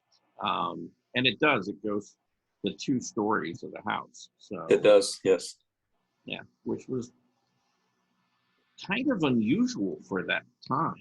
It almost looks like that back section was an add-on before, at some point during the construction of this house. Mm-hmm. What I'm guessing is that where the big fire chimney stack was kind of the first iteration of this house. Right, and then they added on the part that was below, I down think the below. plaques say they moved the house, they relocated that house to that spot, right?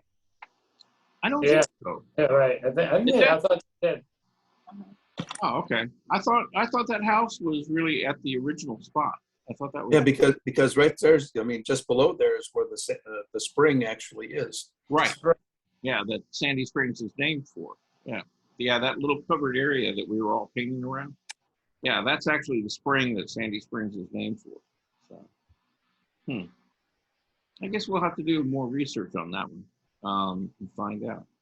But okay, so yeah, we won't talk about this one too much more until we kind of see a later version of it, okay?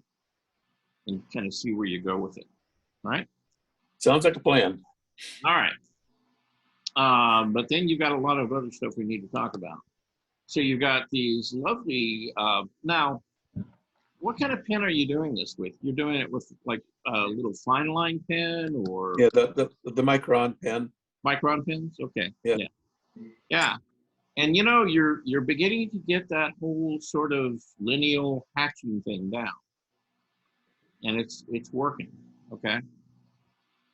You know, with following the form and the direction of the form, like on the petals of the flowers right here and the leaves, you know, you're handling all of those really pretty nicely, okay?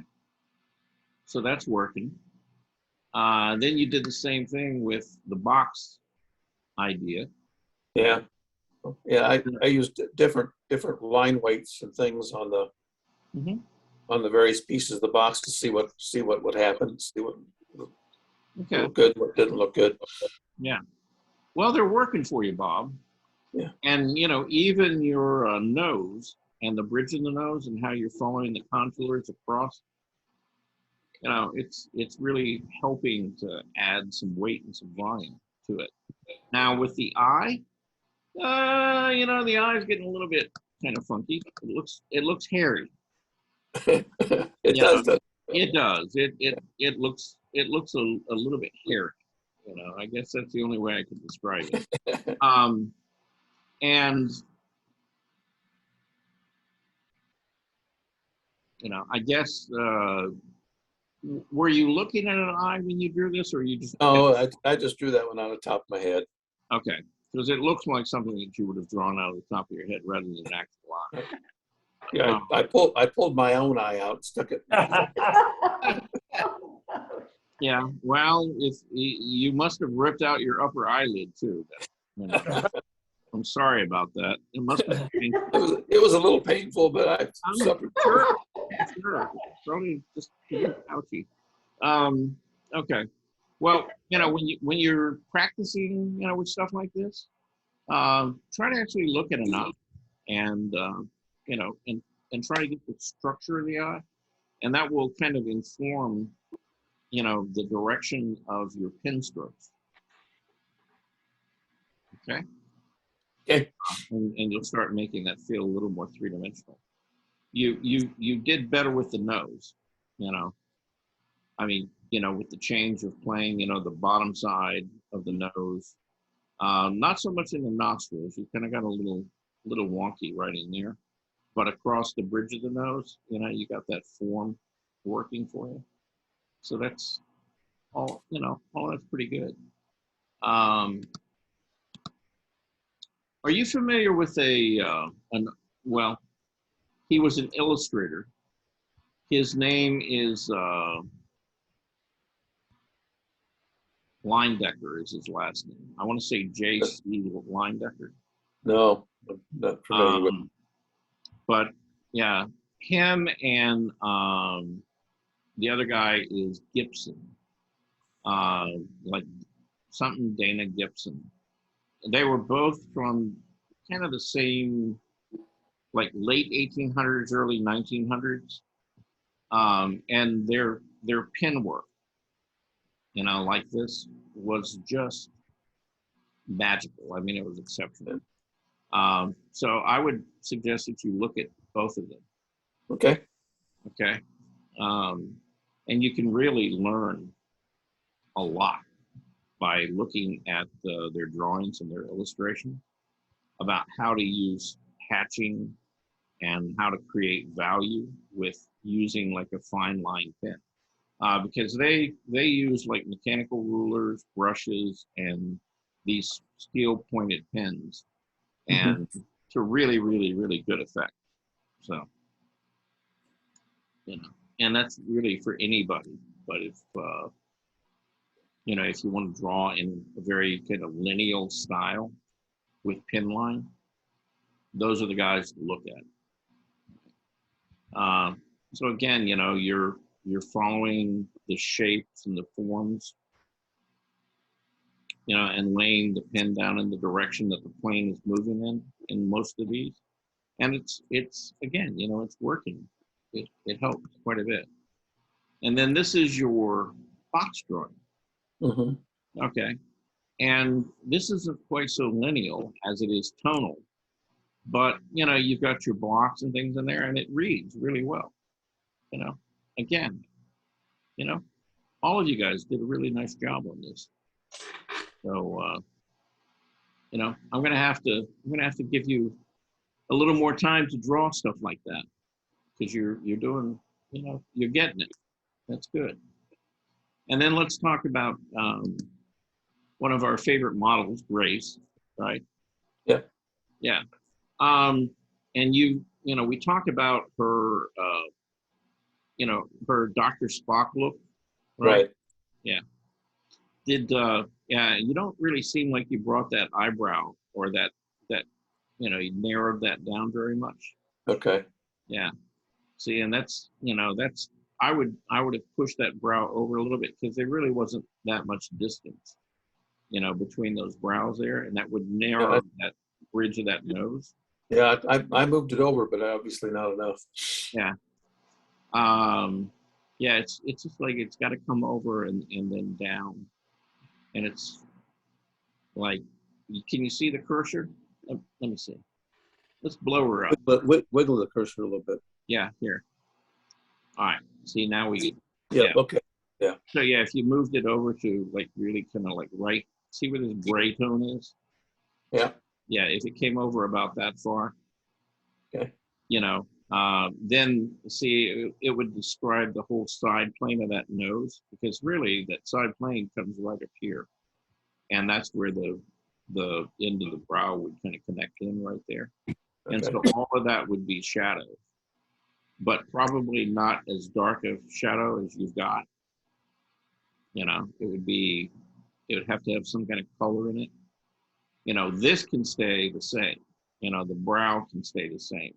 But here in the skin tone, it's got to change, because it can't be as dark as that hair right there. It's just not going to happen. Okay? And it's the same thing for the underside of the nose. Again, it's probably going to be a warmer, kind of a brownish, reddish sort of color, you know, in both of these.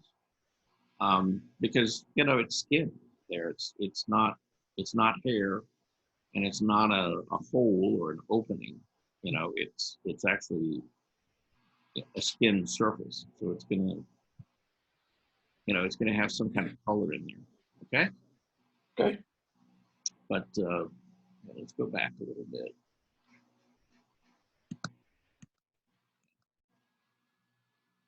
But you know, the painting itself overall, you know, is really kind of feeling nice and solid. You know, you got a nice sense of where the light is coming from, and the cast shadow, you know, on her neck. You know, the values, you know, here across the front plane of the face are all, you know, kind of a nice transition across there. You know, you might be able to push, you know, and again, look at your reference that you've got, you know, but you might be able to push the value, you know, down a little bit, you know, from right there where the side plane begins, you know, because it's kind of broad and kind of flat here. And there's probably a point in here where there's one more value. Okay. You know, right in there, you know, all right. Vision between front plane and side plane. You know, that's a little bit darker, you know, than what you've got there. And that will make that turn, just a little more sharp, and Okay. and really kind of define, what's front plane and side plane there for you. Okay. All right. So guess what? Now you got to put up with my stuff. Okay. So actually, that's what I painted the day we were out there at Lost Corner. So there's the house, and now I got the oak tree and the magnolia tree, but I got them with a little bit of light, coming in on the side of them. And I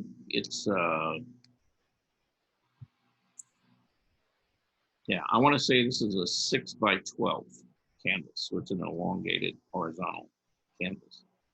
But yeah, so this is my version of it. There it is on the easel, and there's the paint box and kind of what I was seeing. So, Charles, when you talk about the windows and was it Rebecca's? yeah. Aren't those sort of dark on yours too? Yeah, I probably overstated these, and I would probably go back and soften them a little bit, more than I've got. So yeah, because they do, they jump out a little bit too much. So so yeah, I would probably push those back, and or because I was trying to do this and just get everything down, I would probably actually put a color in there rather than, that was pretty much so what I had mixed up to be sort of like a dark, close to a black. Mm-hmm. And I'd probably go back in and either maybe put a little bit of blue or a little bit of green in it, just a darker value, because again, if those are glass, they're going to reflect whatever's, in the environment around them. And that would soften it down quite a bit more than what they are right now. So, but yeah, because right now, if you squint your eye down, the value of this, this window right here is about equal to this tree branch. Yeah. And it can't be, because this is further away and this is much closer to us. So, yeah. So this is a little study that I did of Grace. And, I was looking at her from a different angle than Bob was. And this was also, she was in a studio. And I painted her full figure, but, this is probably about probably 45-minute, half hour to 45-minute long painting, from beginning to end. Just trying to get, a little bit of the structure of her face. And then this is the day that we were out at Ray's. So, and she was sitting out there. So Bob was over to the right, and I was kind of in front of her, from the viewpoint of this painting. And then Sunday, I went over to Shane McDonald's again. He had a male model. This was like the first 20 minutes of the painting, just trying to establish the composition and where the darks and the lights were. Then came back, started putting in blocks of color, trying to, just place those. And then that was, more or less where we left it, at that point. So that was, a little over a 2-hour painting. So, but anyway, that's what I was doing. I like the effect of the lights on the one thigh and then the upper arm, shoulders. Mm-hmm. Yeah, the light source was really right up here in the upper right-hand corner. You know, he's got a big box light that the photographers use. And so, yeah, you definitely got a good directional sense of light, you know, where things are coming from.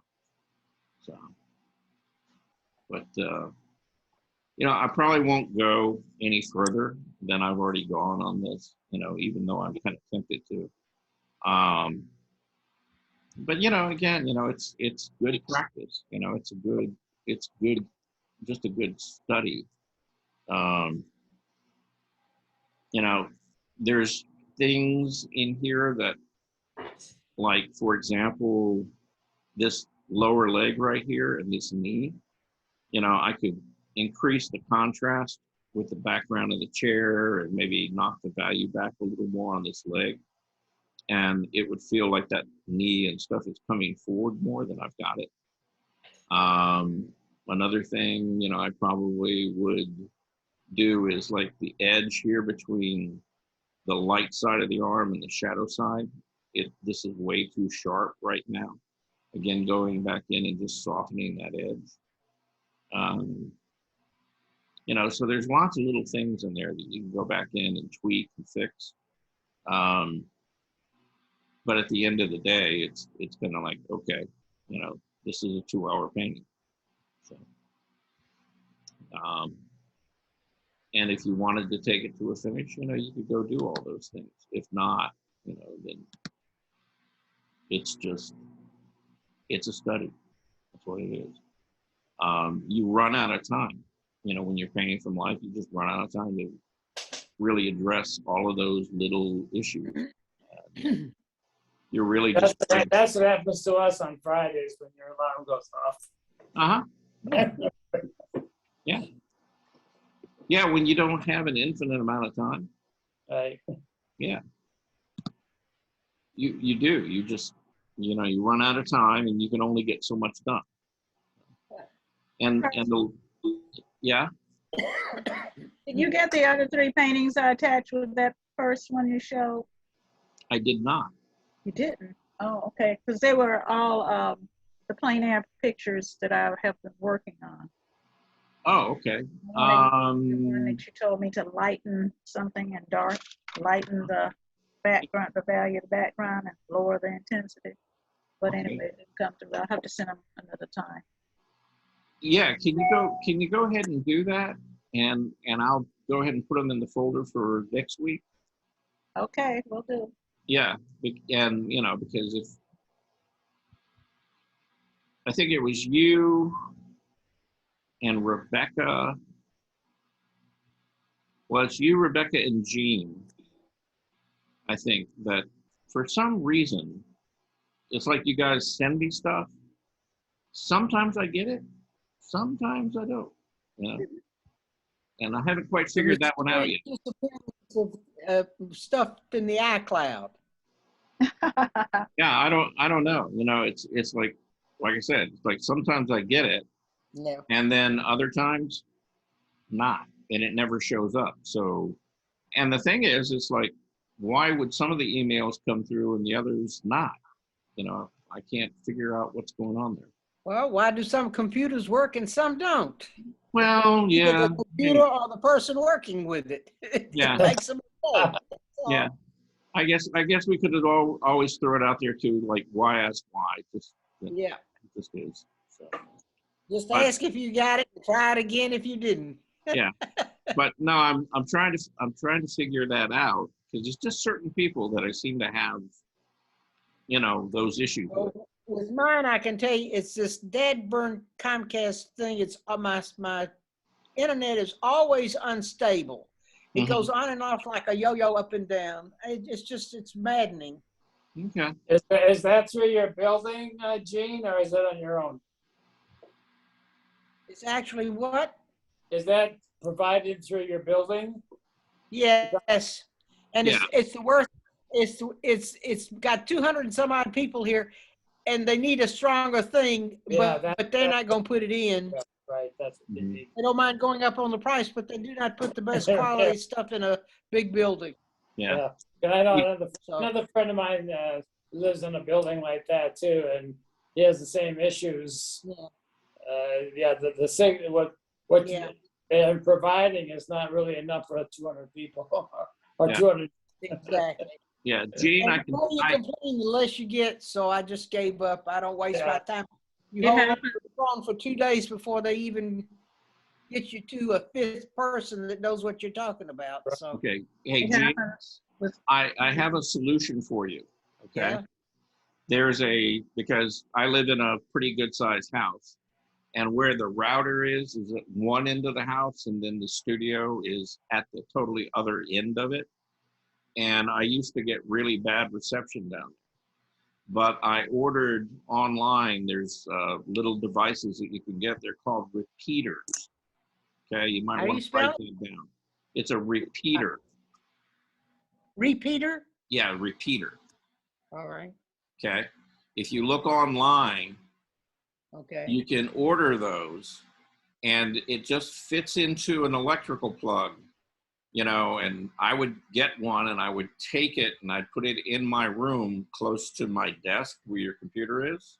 Right, And, with the software and stuff, you connect it to the local internet, right? And so it picks up that signal and locks onto it. And what it does is it takes that signal and amplifies it in your room so that you get, I have a Wi-Fi that my son got for me that's within 2 feet of where I'm sitting. Mhm. So I don't know, Yeah. Well, I've got, ask him about that. I mean, it may be what I'm talking about. it's called a repeater, A repeater. R-E-P-E-A-T-E-R Yep. or O-R. No, ER, I believe. Yeah, that's correct, all right. I maybe need to try that too, because my router is about 6 feet from this laptop and I'm always getting unstable things, and it's AT&T. So, and I've had it upgraded to the To the max, yeah. of the list, but I That's still, what they tell you, but Mhm. Yeah. I'll get my daughter to, when she gets back home, to order me one from, like Well- Amazon or somebody. Yeah, well, talk to your son or your daughter and see if what they have in your room isn't already that. It may be. Well, that Yeah. I'll ask my son, because he put in the Wi-Fi. Yeah. Yeah, I'll but yeah, ask him What about about going to a hotspot, Charles? Do you know would that be any better? As hotspots. not necessarily. Not necessarily. If they've got basic internet service there, getting a repeater and putting it in close to where your laptop or your desktop system is, Right. will help generally just boost the Wi-Fi signal. I got an electrical outlet sitting right by my left foot here at this desk. I Yeah. could insert it in that. It's Yeah, but yeah, anywhere. Well, don't put it into like a power cord. Put it into an actual wall socket.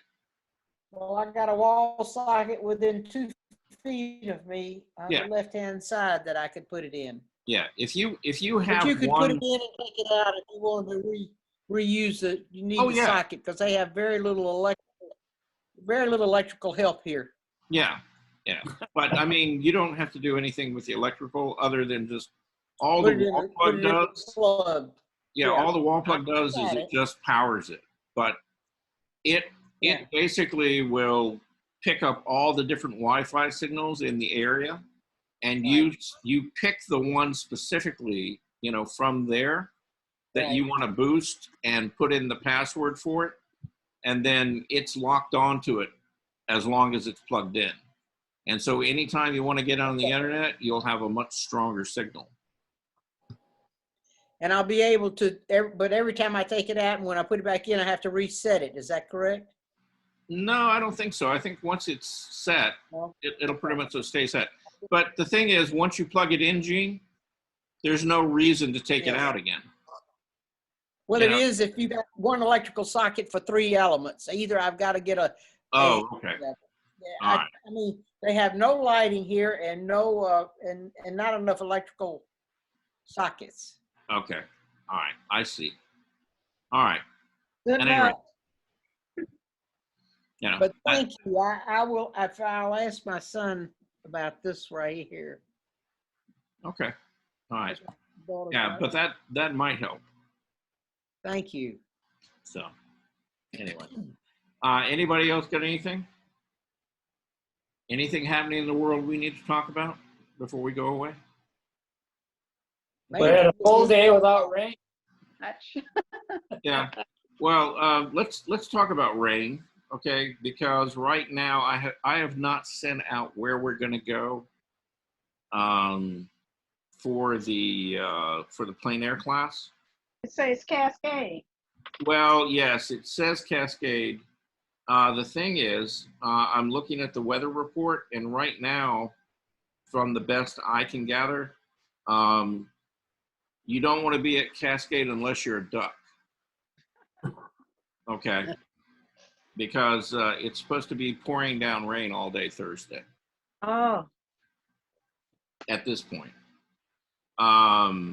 So so I'm trying to get a better sense of what the weather is supposed to do. And if it is going to be pouring down rain, then I'm probably going to set the class to go up to Morgan Falls, but at the upper part where we have that big covered area, so we can be out there all day and stay out of the rain, we hope. Does that make sense? Yes. Makes sense. Okay. But yeah, let me get a little more information on that from the National Weather Service. And yeah, because yeah, it's showing an 80% chance of rain on Thursday. So That means that means for the a 20 14th. Is chance that of- correct? I'm sorry, what? This is for the 14th. Yes. Day after tomorrow. That's the 14th. Okay. Yeah. 14th. Okay. Right. Yeah. But I'm going to look at the National Weather Service and stuff. Okay. And by tomorrow morning, I'll be sending something out about where we're going to meet at. Okay. Okay. We are going to meet. We'll see. Okay. Thank you. We will. We are going to meet. But if it's going to be pouring down rain, we'll go to Morgan Falls and I'll try to get a model out so that we have, a model sitting there and we can paint him or her. If it's going to kind of a halfway decent chance of not being duck type weather, then we'll go to Cascade. Okay. Well, I know Cascade is too far for them to drive me, so Yeah. I won't have a chance for Morgan Okay. Falls. I might. All right.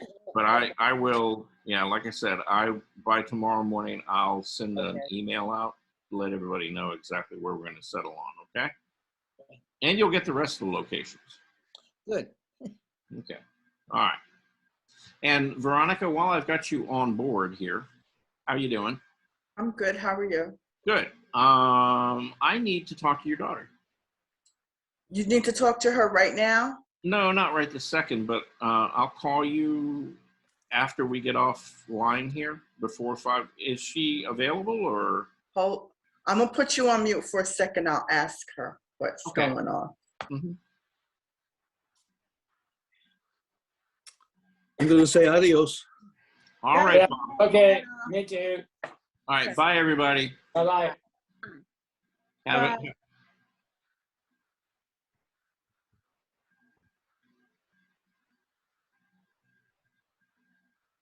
5:30. Okay, 5:30? Okay. Yes. Yeah, I'll call you around then. And then it'll be uninterrupted. Okay, that would be great. All right. All right, look forward to it. Okay. And by the way, thank you for coming to the show. Okay. Oh, you're welcome. It was good. It was good. All right. Okay, so I'll talk to you guys on the phone. Okay. 5:30. All right. Bye. Bye.